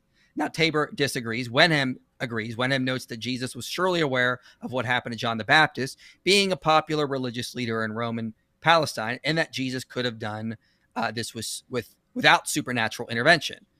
So, I mean, he lists a bunch. Borg says, for example, Jesus maybe spoke about his death, but he surely knew that he was in great danger. Brown says, at the conclusion of a lengthy appendix on whether Jesus predicted his passion, Brown seems to think that Jesus anticipated a violent death. So you just go through this and it lists a bunch, and he lists ones that disagree. But at least there is some sense among the scholars listed here. Now, a lot of these are critical scholars, but there's at least a sense here that many of the scholars are saying that Jesus' prediction of his death is not completely ahistorical or completely fabricated. It does at least have a historical basis. And they're basing this off like, well, he saw what happened to John the Baptist. He knew he had a lot of opponents that had a lot of authority. He probably saw a lot of the criticism coming. He could have seen what was coming. I mean, as John Wenham notes, he just was able to, you know, read the times. He wouldn't even have needed supernatural knowledge for that, is one of Wenham's points here. So a lot of interesting opinions here. And so, yeah, I shouldn't have said Tabor, for example, but a lot of these ones, yeah, definitely are in line with that. And here's what's weird. Every one of these critical scholars, Christian or non-Christian, would agree that Jesus' death by crucifixion is a fact of history. Mm-hmm. Question, why, according to Islam, why do all scholars across the board agree that Jesus died by crucifixion? Why, according to Islam? The reason, according to Islam, would be that Allah did a great job of tricking them all. He deceived them. Yep. And so this is just, I mean, I don't even know what to do with all this. Why is this? Why does the gospel that we have repeatedly say Jesus died by crucifixion? Why? Because it's been corrupted. Okay, your book says that your book affirms our book as good as gold. But according to your book, why is this basic Christian belief? Because Allah tricked everyone. It's amazing. So we need to reformulate the responses. The reason that the Bible seems to disagree with the Quran is that Allah did a great job tricking everyone. He deceived people. And so all the parts that disagree with the Quran are actually Allah deceiving people about what the Injil actually is. And guess what? The Quran says he tricked everyone. And you look, and he obviously succeeded in tricking everyone. So the Quran is actually affirming all of this. It's great. It's powerful stuff. Can you put up my screen for a minute? I want to put John Kloppenberg's book up there. Oh, John Kloppenberg's book. Wow. This is John Kloppenberg's book on Q. The Dean cited John Kloppenberg earlier in our conversation, but here you have a whole section, Jesus, Death, and Q. And we go ahead. He notes, nevertheless, it is hard to imagine that the Q people hearing what he would say is Q 1427 would not connect it somehow with Jesus' death. More than this, the saying suggests that the disciples be seen as connected with the willingness to undergo a shameful death, such as that endured by Jesus. This does not make Jesus' death salvific, but it does imply that Jesus' fate was understood by Q as an integral part of his identity and activity. Another saying that suggests that the people of Q are able to offer control of Jesus' death is Q 6:22-23. So Kloppenberg does think that Jesus is referring to his death in Q. So this does, like, even one of Dean's own sources does seem to think that, yeah, the Q of Jesus does see his death coming. And there's a long discussion on this. I don't know. We have time to go through the whole thing, but you get the idea. This is not this ahistorical stuff. This is stuff that, and this is the verse he's referring to. The one who does not take one's cross and follow after me cannot be my disciple. So this is assigned to Q according to Kloppenberg. And he thinks, like, why would that end up in Q, his reconstruction of Q, that is, unless he didn't think that Jesus was actually referring to his coming death and resurrection, or at least death. So Sentinel Apologetics did a really good live stream on this, where I'm not sure if it's this work or it's another reconstruction of Q, but it's very modern. And whoever he's quoting goes on to say the same thing, basically. Maybe it is that. But yeah, I've heard others say the same. It's seriously insane to me, one, for a Muslim just to be appealing to historical critical scholarship about, like, that's insane. That's insane. It's like what Shabir Ali would do, you know? Yeah, I know, but it's like, okay, guys, the fundamental fact that everyone across the board agrees on about Jesus, that he died by crucifixion. You guys aren't even on board with that. Why would you even appeal to history even slightly? And then the things you guys affirm about Jesus, like, oh, he spoke as a baby and so on. What would historical critical scholars think about that? They would say, you obviously got that from later made up sources and so on. It's just so weird that you have the people who are furthest away of any group. I mean, atheist Bible scholars are way more in touch with reality than Muslims are on these issues. These guys are just, nope, our 7th century illiterate caravan robber said this, and therefore that's how we do scholarship. Whatever he said, we just mindlessly go along with it. Okay, guys, you are the people who are furthest away from scholarship. For the people who are furthest away from scholarship to start saying, oh, well, what are the scholars? It's like, how do you live this double life? It's weird. And just to be clear, I'm not saying I agree with Kloppenberg. I don't even know if Q existed. And if it did, I don't think it can be reconstructed. I think that's absurd. It's as absurd as you get of the theory of the hypotheses, like what you get with documentary hypotheses. I don't think this is something that we should be engaging in. But nevertheless, scholars still do it. By the way, even if you go through all of these scholars and you give them a head count of, let's say you meet his challenge, what he'll do is he won't care at all. He won't care 1 ounce at all, and he'll just like make something else up and pretend that that's why he rejects it, when the real reason is because it doesn't agree with the Quran. That's the real reason. But they'll continuously look for, like, because we've done this with them in so many different areas where they're like, oh, this is the reason why I, reject the crucifixion, for example. Not because, and they're like some Gnostic gospel or, literature, whatever. And then you go through all that literature with them, you debunk it, and you explain why they believed what they believed and why they said what they said. And they just go, oh, well, there's this other thing, and you debunk that. And it really just comes down to because the Quran says so. And like Fan said, they need to just man up honest. And be honest and take stand on what they believe in. Yeah, just say this book or nothing. Yeah. But all this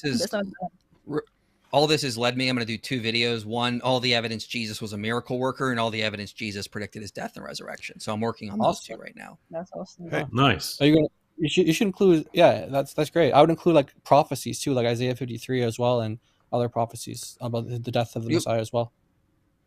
Hey, I see what you mean. Yeah.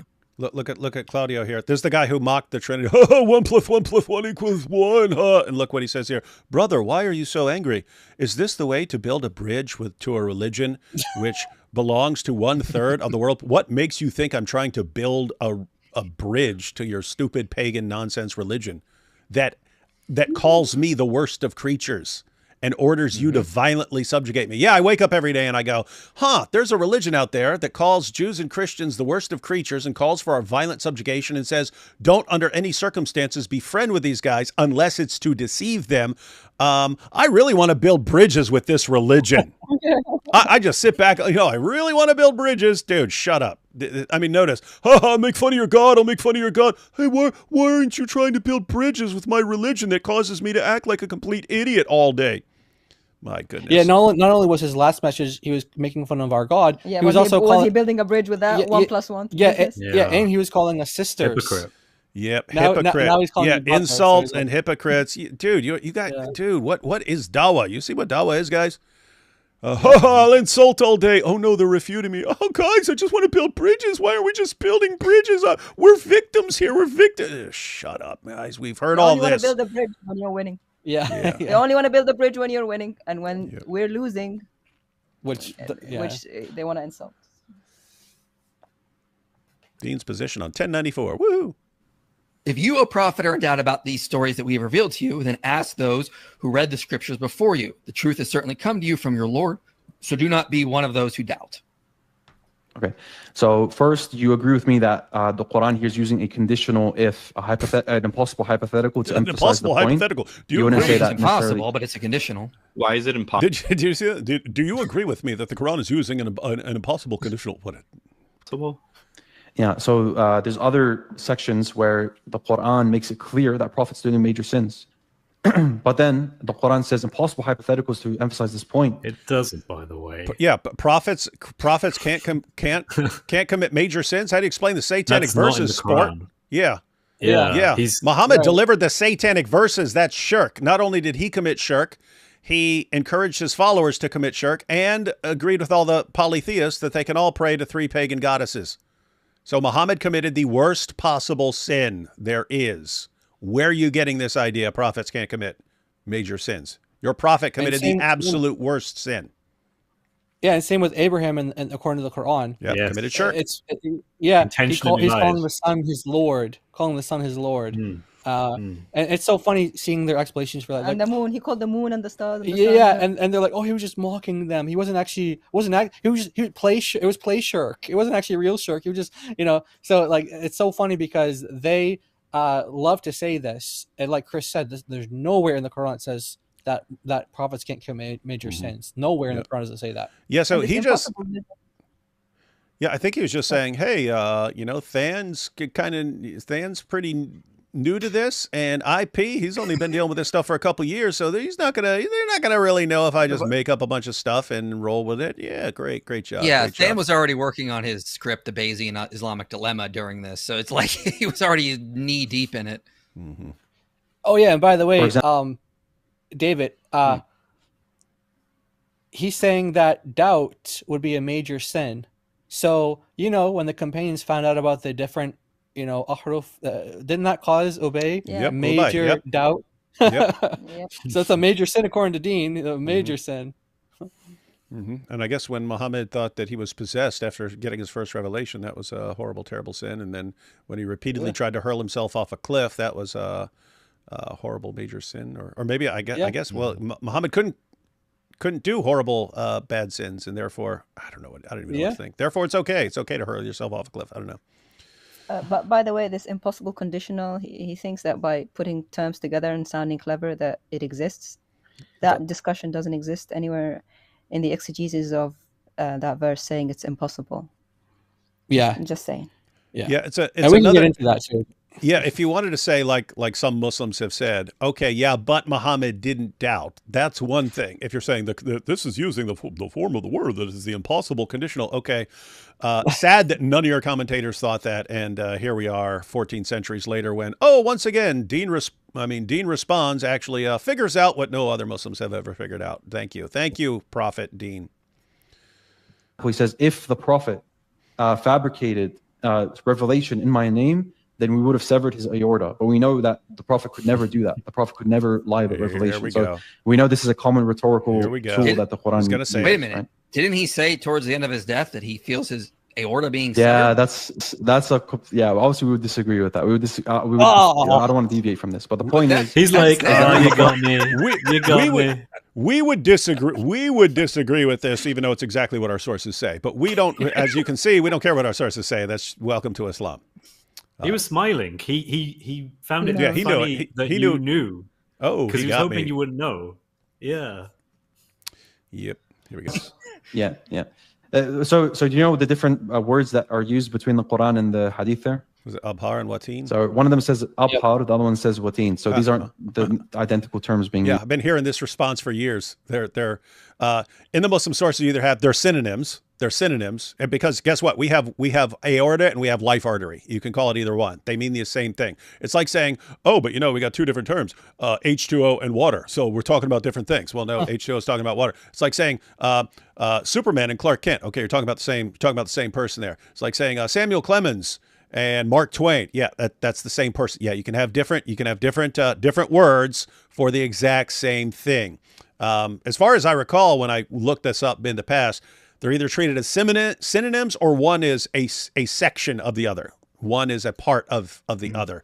But none of that helps. Just so the Dawah guys are aware, they think I don't know a lot about Islam. I was watching David Wood before I started my channel in 2011. The reason why I didn't really focus on Islam is because he was doing that. And I was like, no one's doing this rise of new atheism.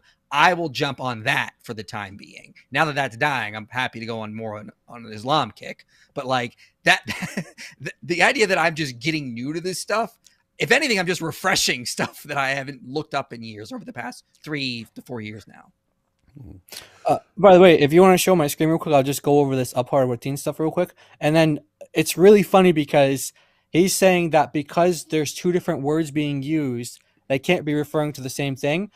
And we're going to show that the two examples that he gave in 1094 and then the question 6944, where that uses two different words for if as well. But we'll get into that after this. There's the word abhar that Muhammad used. Lane's lexicon.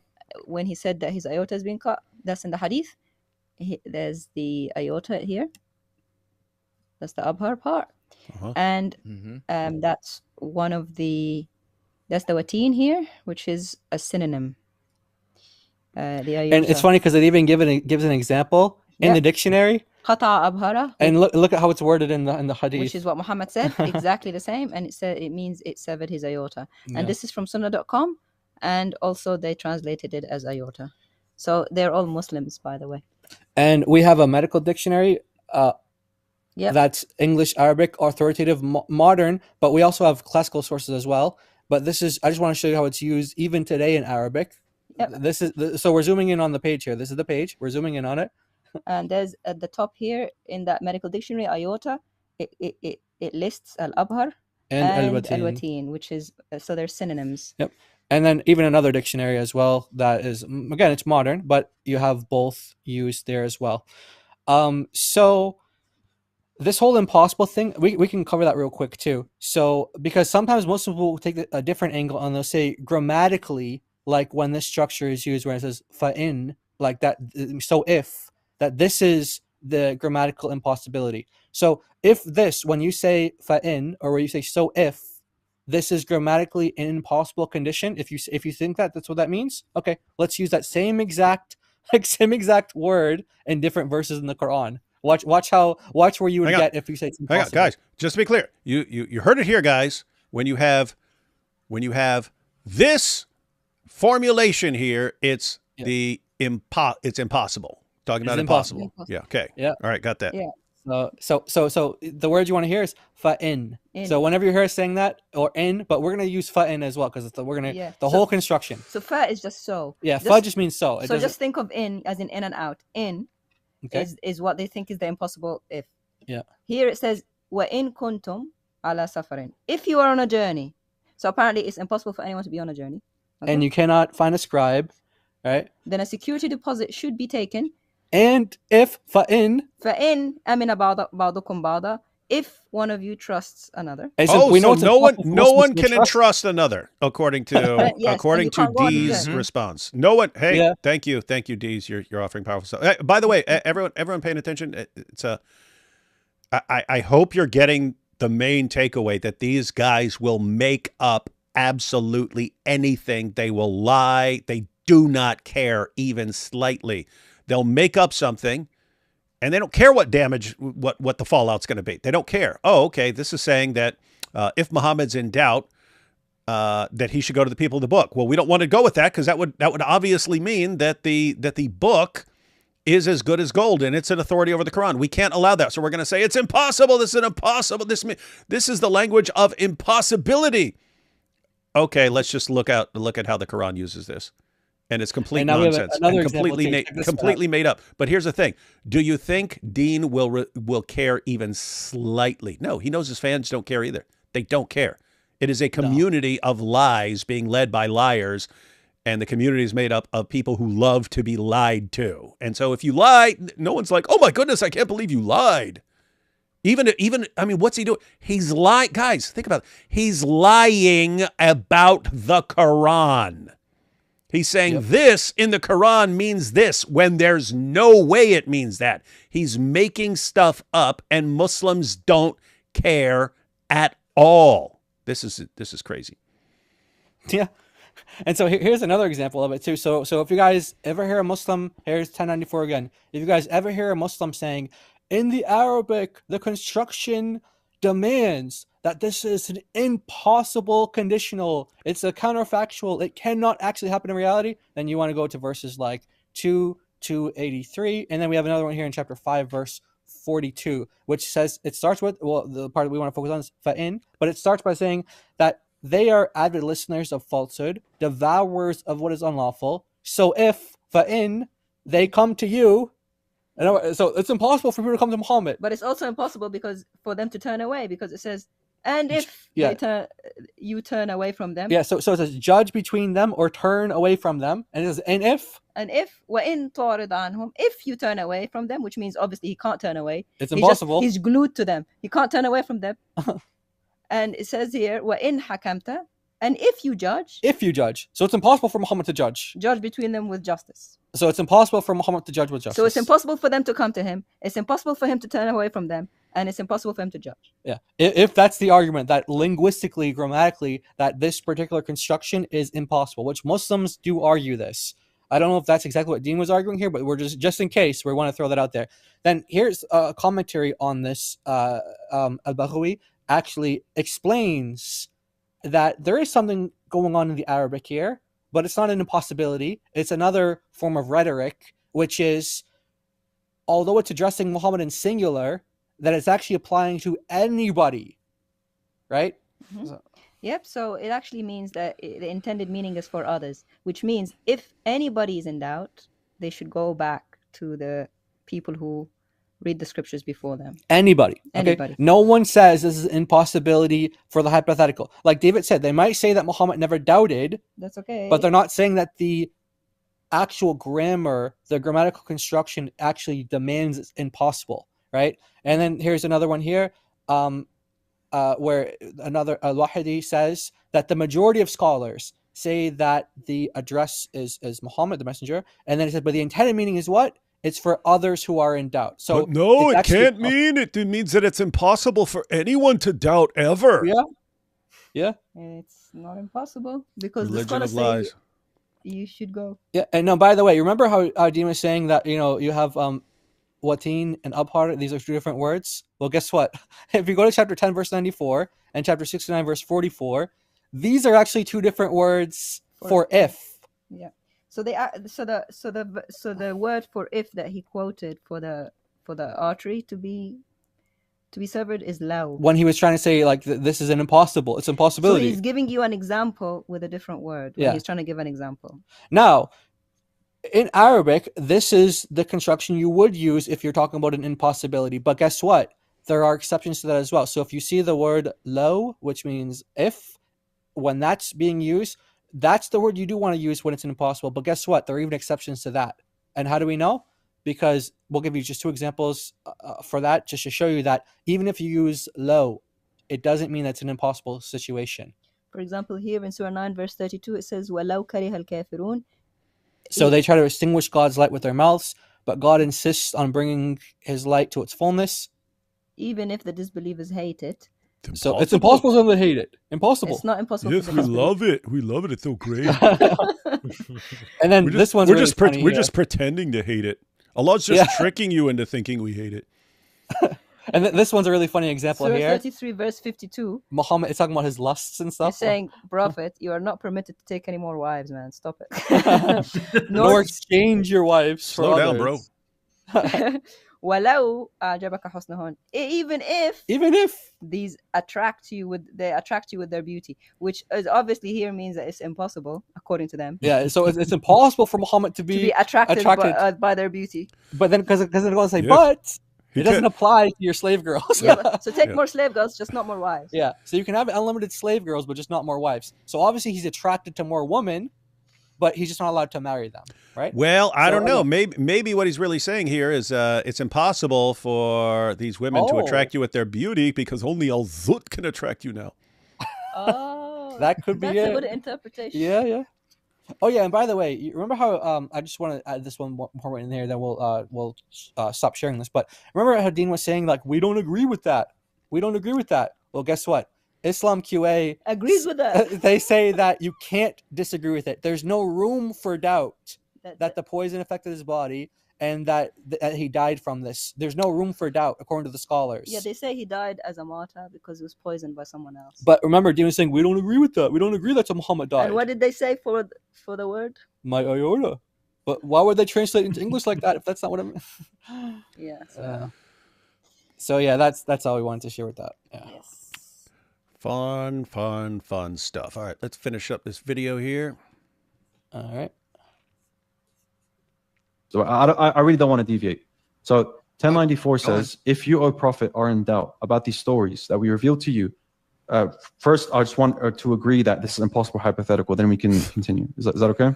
First, let's all agree that this made-up rule that we have to make up to avoid the meaning of the actual verse, and so we're just distorting the scripture as Allah condemns Jews and Christians of doing. Can we all agree on my distortion and made-up rule? Continue. Like I want to hear what you say about 1094. So then ask those who read the scripture before you. Now, in doubt of what? In doubt of Islam's truthfulness. If someone's in doubt of Islam's truthfulness, not exactly the Prophet, like I made clear, then you are to check the previous scriptures before you. And what is it going to...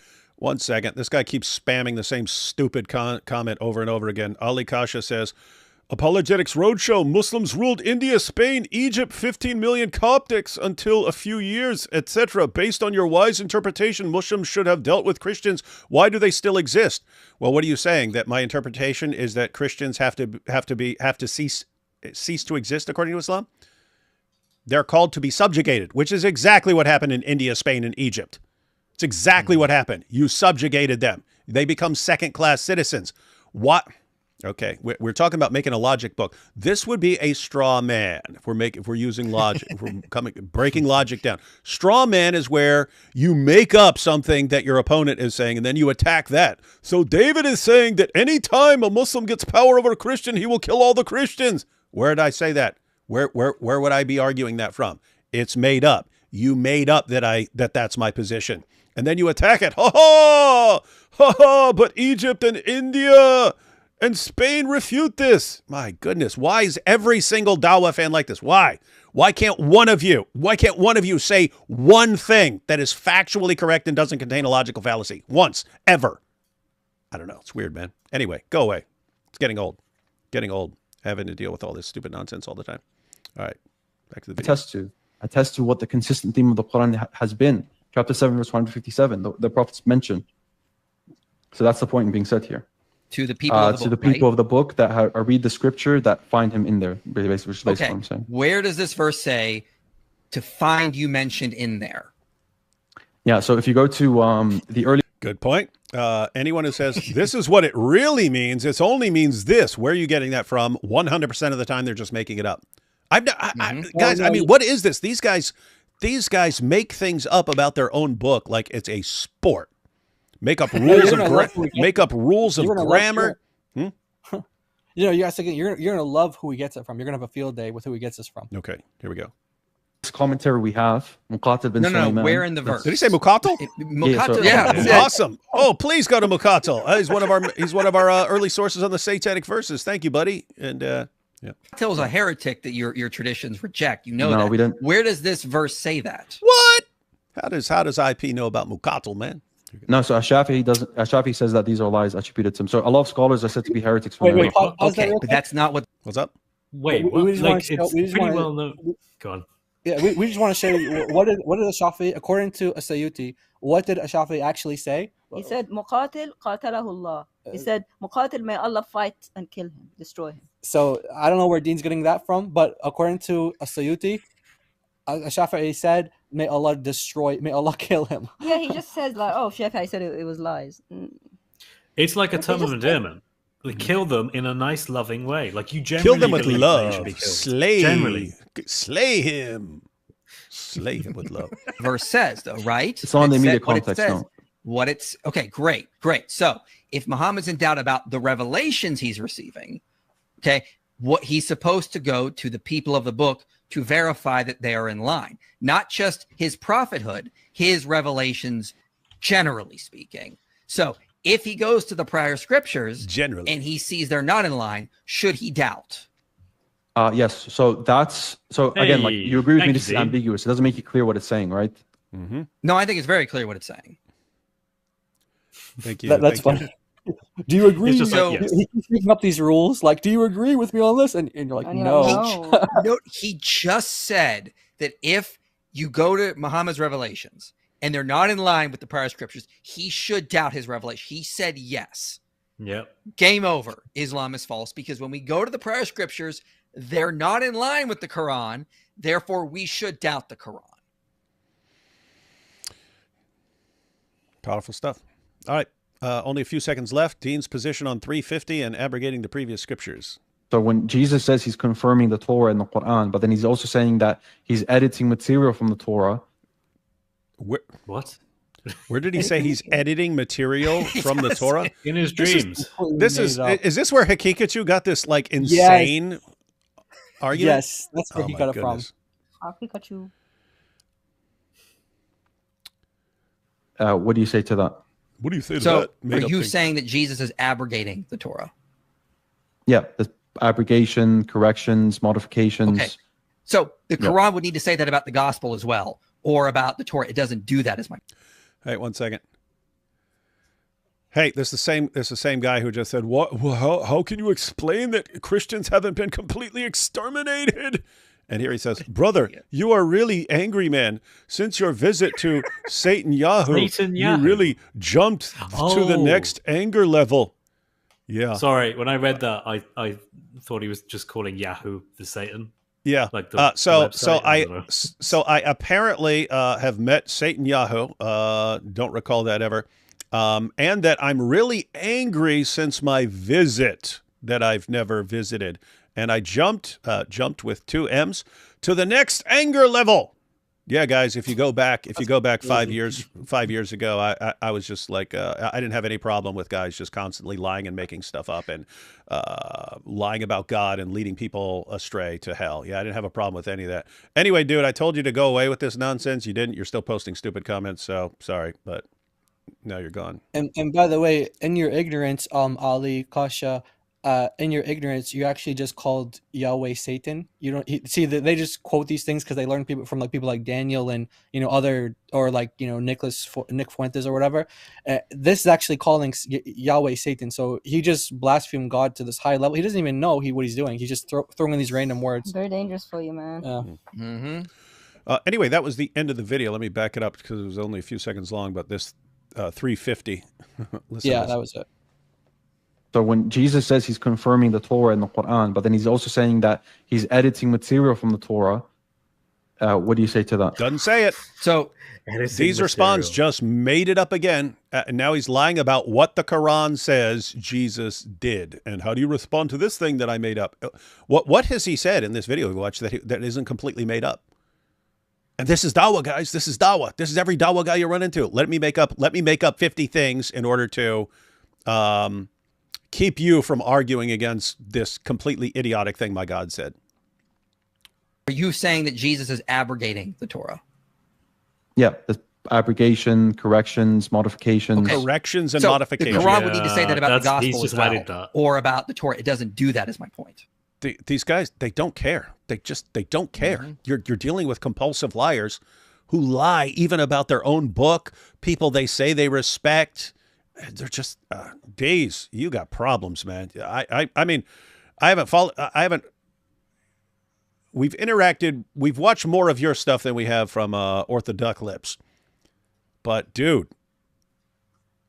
you're a liar, man. There's no way to interpret what you're saying other than you being just a chronic compulsive liar. So if you're expecting to be taken seriously, dude, this is bad, man. You need to do a better job. You can see what he's doing as well. Like he actually said the correct thing first, like abrogate.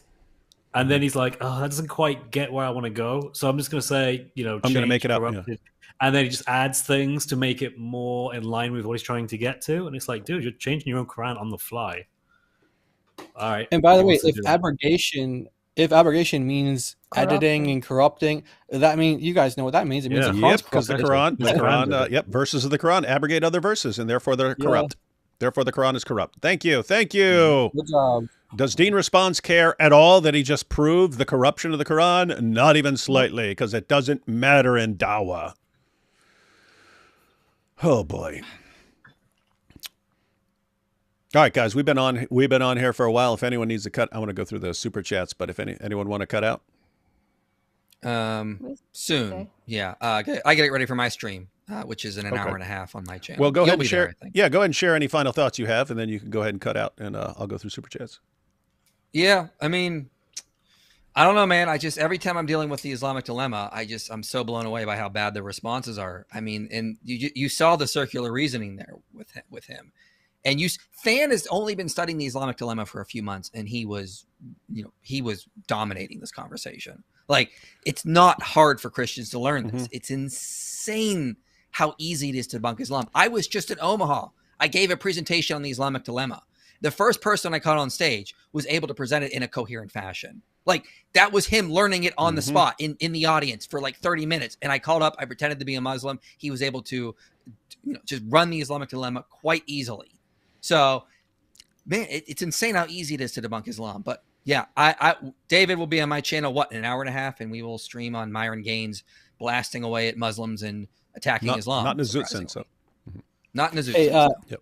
IP, you might want to send AP a message because he has a stream scheduled for 1. What time is that? 8 for you guys. So I don't think he remembered that he's on your channel. No, he did because I messaged him. I messaged him earlier. That's tomorrow. Oh, okay, my bad. Yeah, I messaged him earlier. Yes, he did forget about it, but yeah, now he knows. Okay. Yeah. All right, just a heads up. Okay, yeah. Cool. Appreciate it. All right, man. All right. God bless you. Thank you. All right, I'll see you guys a little bit. Bye. God bless, man. You okay, Chris? Yeah, I'm good. Yeah. All right. Let's check some super chats here. To all, thoughts on the manga Berserk? You seriously asking? Anyone familiar with that? I have no idea. Yeah, that's one of those. Those are the comic books, man. Those Japanese comic books. Yeah, I'm not familiar with any of that except for I did watch One Punch Man, the cartoon. There's something my wife made me watch called Berserk, and it's an anime thing. Yeah, that's a manga. I don't know if it's a reference to that. I'm not sure what I think. I think manga is if it's a comic book, and then the other one is if it's a cartoon. But I'm not sure about even that. Yeah, so I'm not sure. Yeah, no thoughts. Quit asking weird questions. Islam is the feculence of Satan. That's not very nice, but you're the first person I've ever seen actually use that word in a super chat. What if they start a live and we can get an infinity live loop? Oh, you mean like with the... Yeah, they kind of had that on the thing where it got smaller and smaller. Let's see. All lady stream. DOC, Lady Logic, Mary, and Hatun. Yeah. That'd be pretty cool. That'd be kind of the dream team. And we had something like we're working on something like that in the future, God willing. I did not know where Mrs. Logic came from. She was like, bam! She was so amazing. I loved it. Yep. Yeah, guys, we will, and I would put that squad against any of the Dawa guys any day of the week, and twice on Sunday. Being literate feels like punishment after reading the Quran. Yeah. D. Wood, I'm a software engineer with 2 decades of professional experience. Let me help you make the Islamic Dilemma website and app. Let's talk. Yeah, go ahead and email me. I've had several people already, just because I said it. I've had several people offer to help with the website and stuff. We'll have to figure out. I'll have to ask for like sample work or something like that because you got a bunch of people volunteering. But yeah, we'll probably want to put together a team after we figure out exactly what we want, and then we'll kind of have to see who's capable of making whatever thoughts enter our heads. Me, Jai, DOC, Chris, everyone who's working on the content. Whenever we come up with an idea, how does that get transferred to a website and be awesome? And so, we'll need a team for that. Yeah, go ahead and email me. My Muslim family rejects the authenticity and transmission of the Minhaj Zut. What else is in that same material, same author they would accept? Like Musnad Ahmad? Yeah, what is there in you're talking about Muslim family? They're going to believe all kinds of stuff in Musnad Ahmad. Yeah. Yeah, we don't know exactly what you're saying. I don't know if there's like unique things in Musnad Ahmad that's not in other hadith collections, but I know that's like an accepted. It's a well accepted hadith book. By what year you think the UK will turn against Islam? Very good question. I would guess pretty soon. But Chris, you're the expert. I'm not an expert, but something will eventually have to change, because when you have non-integrated, isolated communities that actively not only don't agree with your values, your democratic liberal values, but fundamentally despise them and have to as part of their deeply held ancestral religion, as part of their ethnicity, something has to change there eventually. I just hope it happens in a very peaceful way when it eventually does, because it's not gonna be good for anyone. Yeah, I think you guys have a sort of a pressure cooker thing going on right now, where pressure is building and building and building, and all you people in the UK, there's still a peaceful way of dealing with this. We know what Islam's kryptonite is. It's finding out problems with Goats. Muhammad. Yep. Al-Zut. Yep. Yeah. Yeah. Biggest thing that causes Muslims to doubt their religion: moral problems with Muhammad. And then we've got the Dawah blocker, which is the Islamic dilemma. So anyone who's worried about Islam should be learning this stuff real quick like. But assuming people don't actually go the peaceful route, I think the UK is just going to become it's already a pressure cooker, but the pressure is going to keep building and building and building. And then eventually you're going to get something that sets off a lot of people, some rape and murder or terrorist attack or something like that. And it's people are going to flip out. Yo, guys, is the war between Israel and Palestine over? I don't know what's going on. Well, it's never over. It's never over. Like, Trump said everlasting peace. There's a ceasefire. Yeah, but what I mean is, like, sometimes it lasts for like a couple of years, and it's never actually over. It might be over for a couple of years, but we don't even know if it's going to be over for a week. You kind of can't tell when someone's going to change their mind about something. But yeah, guys, the bottom line is we do not know, but we would guess it's not over. Yeah. The hostages, they're and that's awesome and so on. But yeah, we don't know that the current arrangement is going to. We don't know if it's going to last a week or 10 years. We just don't know, but we'll find out.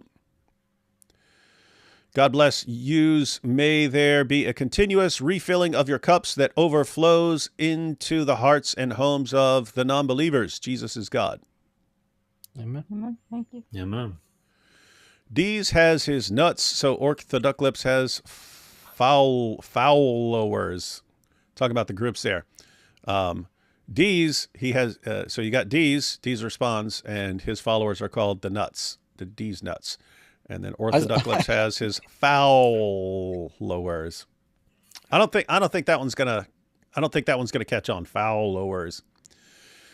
Wait, we have Lipiano, Orthodox Lips, Daniel Hikikaju, John Fountain, Momo Hegab, Yamani, and Hamza's Dungeon. Who am I missing? These guys are perfect for nicknames. They are. I've read that Ibn Abbas' Tafsir is not authentically his work, but a much later compilation from 14th to 15th century, falsely attributed him true. What do you think? So, I mean, I know it. If you're going on like altafsir.com and you look at the one that says Ibn Abbas, that's what most Muslims will tell you. Most Muslims will tell you that's not. That's basically people put together what they had from Ibn Abbas all over and put it all together, right? And then said this is the Tafsir of Ibn Abbas. Yeah, you don't have like some book that goes back to the 7th century that was Ibn Abbas and it was passed down. I think Muqatil is our first complete Tafsir that we still actually have. But you do find Ibn Abbas quoted like Ibn Kathir. And I remember when, David, when you went to go to Uthman, he was like, I accept everything that Ibn Kathir says about Ibn Abbas. That's the Ibn Abbas that I accept. It was Ibn Kathir. So I remember I looked into some of these weird like hadiths and statements that Ibn Abbas made according to Ibn Kathir. And I found one where he says that, you know how they say like the 7 earths? Mm-hmm. They believe that for each earth there's like a prophet, like there's like a Moses in each of the 7 earths. That's what he said. Ibn Abbas said that, and he said like there's like a Muhammad for every of the seven earths. Like a parallel universe. Like parallel universes. So that's what Ibn Abbas believes. Can you imagine? Yeah. Hide the girls. Hide the 7 al-Zuts. Yeah. Yeah, So there's 7 Muhammads. So that would be 210 al-Zuts. Yeah. You got 30 per Muhammad. They all got to have the strength of 30 men. So they all need the 30 al-Zuts. Thoughts on Saint Murad's Quran translation? Not familiar with it. Anyone have any thoughts on that? So I had Saint Murad on my channel. I've had him on twice now, I think. We did 2 live streams to advertise his Quran translation, to which he did his own lexicon for. It's, from what I can tell, I mean, I'm not a native Arab, like I don't know Arabic, so there's only so much I can say about it. From what I've seen, it's a very useful tool because it takes the Quran and it basically translates it in a way that is not conforming to the Umayyad and Abbasid presupposition, which comes later and is like later reflected back on the Quran. He strips that away and tries to give you a more sort of neutral perspective on what the actual Arabic means. So we've seen it, and he messaged us and emailed us about it in the past, and we basically told them that we don't find that he has like the scholarship to back a lot of the things that he says. So that was kind of our take on it. It seems to be like a lot of theories that like Jay Smith would promote, for example, that he is in line with, and so some of these assumptions we don't agree with, and then some of them just have no language basis at all. But there might be some other translations that we could recommend that are like non-Muslim translations, but we just haven't been able to, like, we haven't read through it, but people have sent us portions of it, and yeah, we didn't think that it was scholarly or persuasive in that way. Well, you can't expect an Islamic book to be very scholarly. D. Wood has mentioned a fallacy book since D's started. That's correct. Al-Quran has truth like a sewer has drinking water. Well, all water is pure. Muhammad. All water is pure. So yeah. Hey, we should connect those. Like Muhammad knew that his book was filled with complete garbage, and therefore he tried to get people's thinking in line. Hey, water's not made impure by anything. So even if you see like all this garbage and dead animals and used menstrual cloth and human waste in there, it's still as good as gold. Now, when you go to my book and you find the same thing, it's still as good as gold too. Yep. Well, let's see. D. Wood's book of zootological. What's wrong with people, man? Why are people obsessed with these al-Zut jokes? Hey, team, the Dawahgandists are really lost. Thank you, Isa. You are correct, sir. It's Isa. Yeah, good to see you, man. Oh. Who is Q? Who is Q? Is he a Men in Black agent? No. He's a powerful no, it's the guy that alien gives from Star Trek. He gives James Bond all the weapons, right? Yeah, there's been lots of people called Q. Yeah, so you had the Star Trek guy called Q, and then the James Bond, and then the Men in Black. Come up with a different letter, everyone.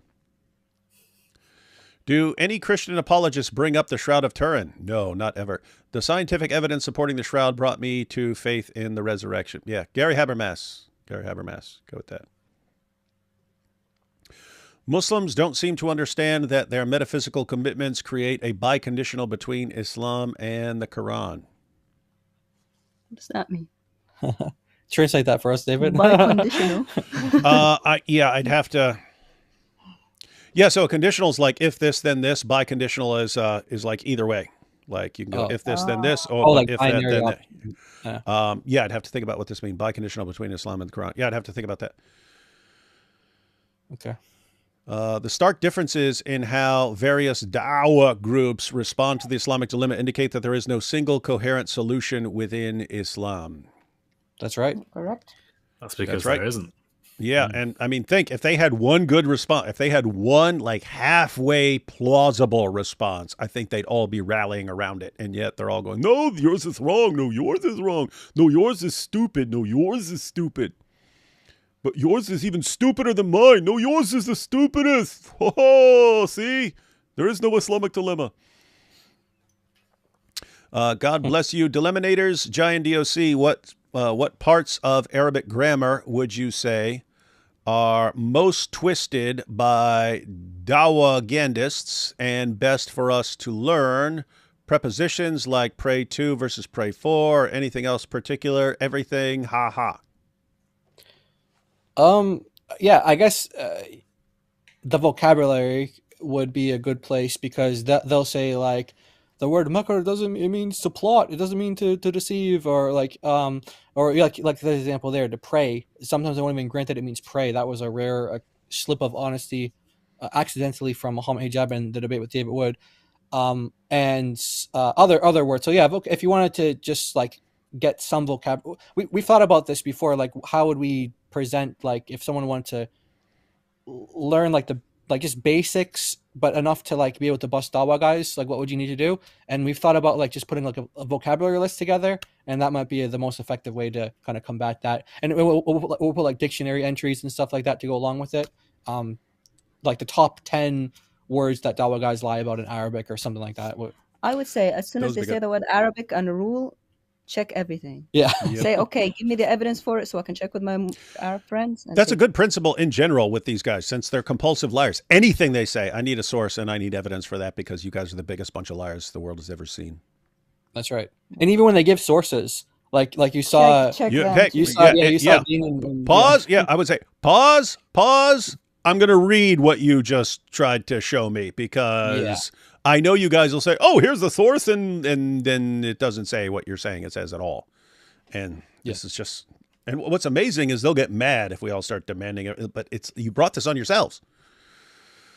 A bunch of liars, man. As long as you don't get to Islamic anger level where you scream, God is great, whilst unaliving people. Oh yeah, that was about me becoming super angry because I keep making fun of the da'wah. Chris, J and DOC, are you guys against the digital ID here in UK? Yeah, I'd be. If you have a government that's trying to control you, it seems like that's a pretty dangerous step to me. Yeah, it feels a bit North Korean-y. Yeah, I'm very much against digital ID. I mean, I'm already probably on the gray area regarding this, right? Because I've made videos that are pretty critical of how the police operate at Speaker's Corner, at least. And given that I've made content about Islam and I've made my views clear on Islam, I am not in any sense an Islamophile. They would likely, if they had more information, a digital ID that was attached to me or to anyone, it would make people a lot easier to target. And I think the state would relish the opportunity to do that. So yeah, I'm very much against digital ID. Yeah, I just sent you a message on X, David. You'll see an example of digital ID in action. You don't have to show it or anything like that, but it's just like they you see like what the craziness of how far these things go. Yeah, pretty dangerous. I mean, what oppressive government ultimately wants is a situation where they can just completely shut you down and ruin your life the moment you get out of line. And so every step towards that, you got to watch out, because that's bad consequences. Once you get to that point, you're just all kinds of screwed. Like, oh, you're getting out of line? Okay, you can't your bank account's canceled. You can't buy groceries anymore. You can't have a place to live. You can't have any. It's pretty creepy stuff. What's up with Chris's camera blinking so much? Well, sometimes. No, that's just you guys. You're blinking at the same time. It's just the camera being weird. I have no idea why it's doing this. Mine. We've seen it with mine. Mine cut out earlier. It's just, I don't even know why. But stuff that didn't seem to go wrong years ago. Now, me and AP were just talking about this. Like, we didn't have the problems with live streams and being out of sync and stuff in the past. Now all of a sudden we do, even though we have tricked out internet, awesome computers and stuff. Anyway, weird stuff. Because I can. And because I'm here, I figured I might as well send a super chat. Keep up the great work, guys. That's a cool name. Powerful.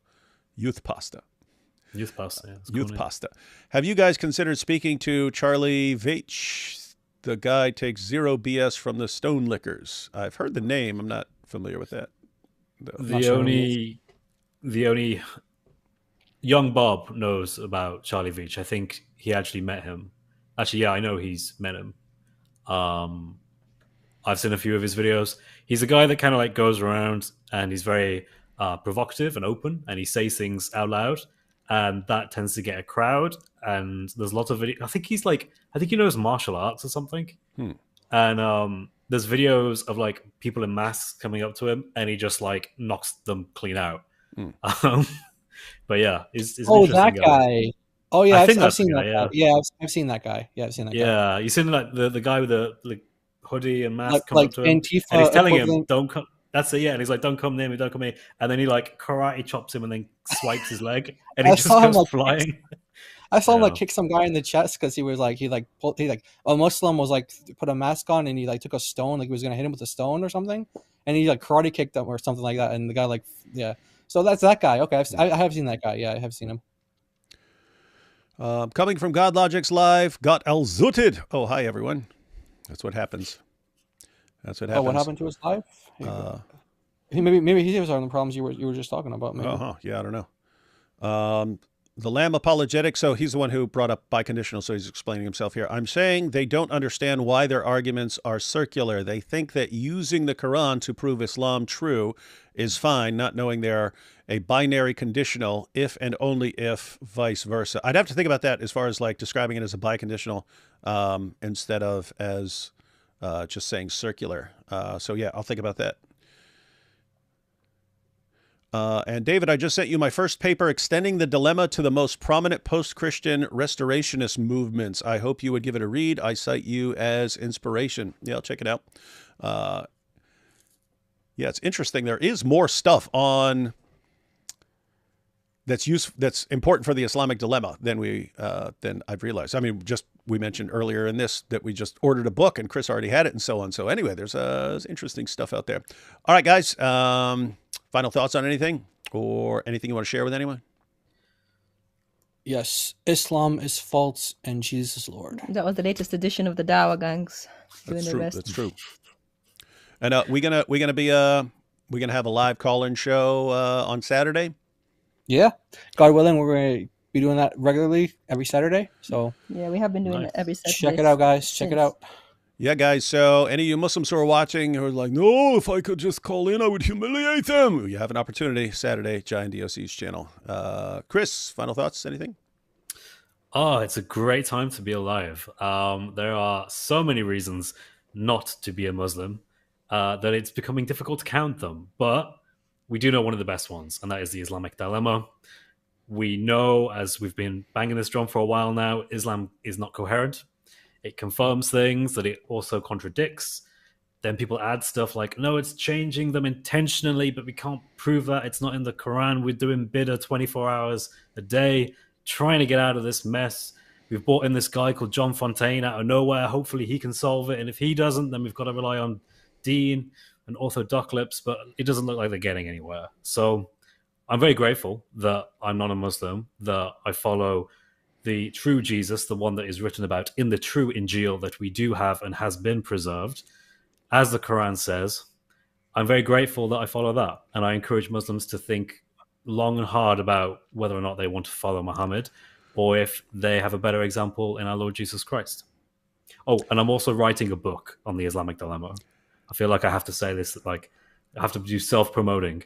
But yeah, when that comes out, you should totally get it and read more about the Islamic dilemma. And it's cool because we already have the promotional systems in place to promote a book like that to everyone in the world. And guys, I mean, yeah, just think, I mean, everything you just saw on this entire live stream, just constantly making things up, and us saying, no, you're making that up, you're making that up. This is all because of the Islamic dilemma. This is what they have to do. This is what they have to do. And IP already pointed out, Than just learned it and was able to hold his own against the Dawah guy. And he just learned it. He just learned about the Islamic dilemma. And IP said he brought up a guy up on stage right after giving a presentation, and the guy could use the Islamic dilemma. This is good, powerful stuff. We need more and more people to catch on. And so, yeah, when we put stuff out, when Chris puts his book out and stuff, definitely want to, again, guys, everyone's constantly, what do we do about Islam? Oh my goodness. Learn how to criticize Muhammad and learn the Islamic dilemma. Islam is done. It's cooked. It cannot spread anymore. And they will start losing more people than anyone will ever dream of converting to it. So it's pretty straightforward. Just got to do it.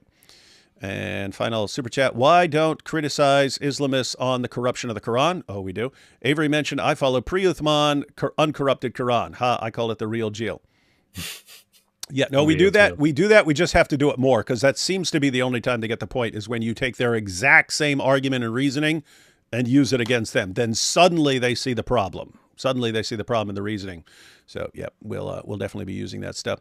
All right, everyone. I'll be live in about an hour on IP's channel where we'll be going against, we'll be taking a look at Myron Gaines' stuff. Apparently he's criticizing Islam. I haven't seen it, but we'll check it out then. And in the meantime, it's my channel. Chris over at Speaker's Corner. It's his channel, and then Giant DOC. Definitely want to check him out. All right. Catch y'all next time.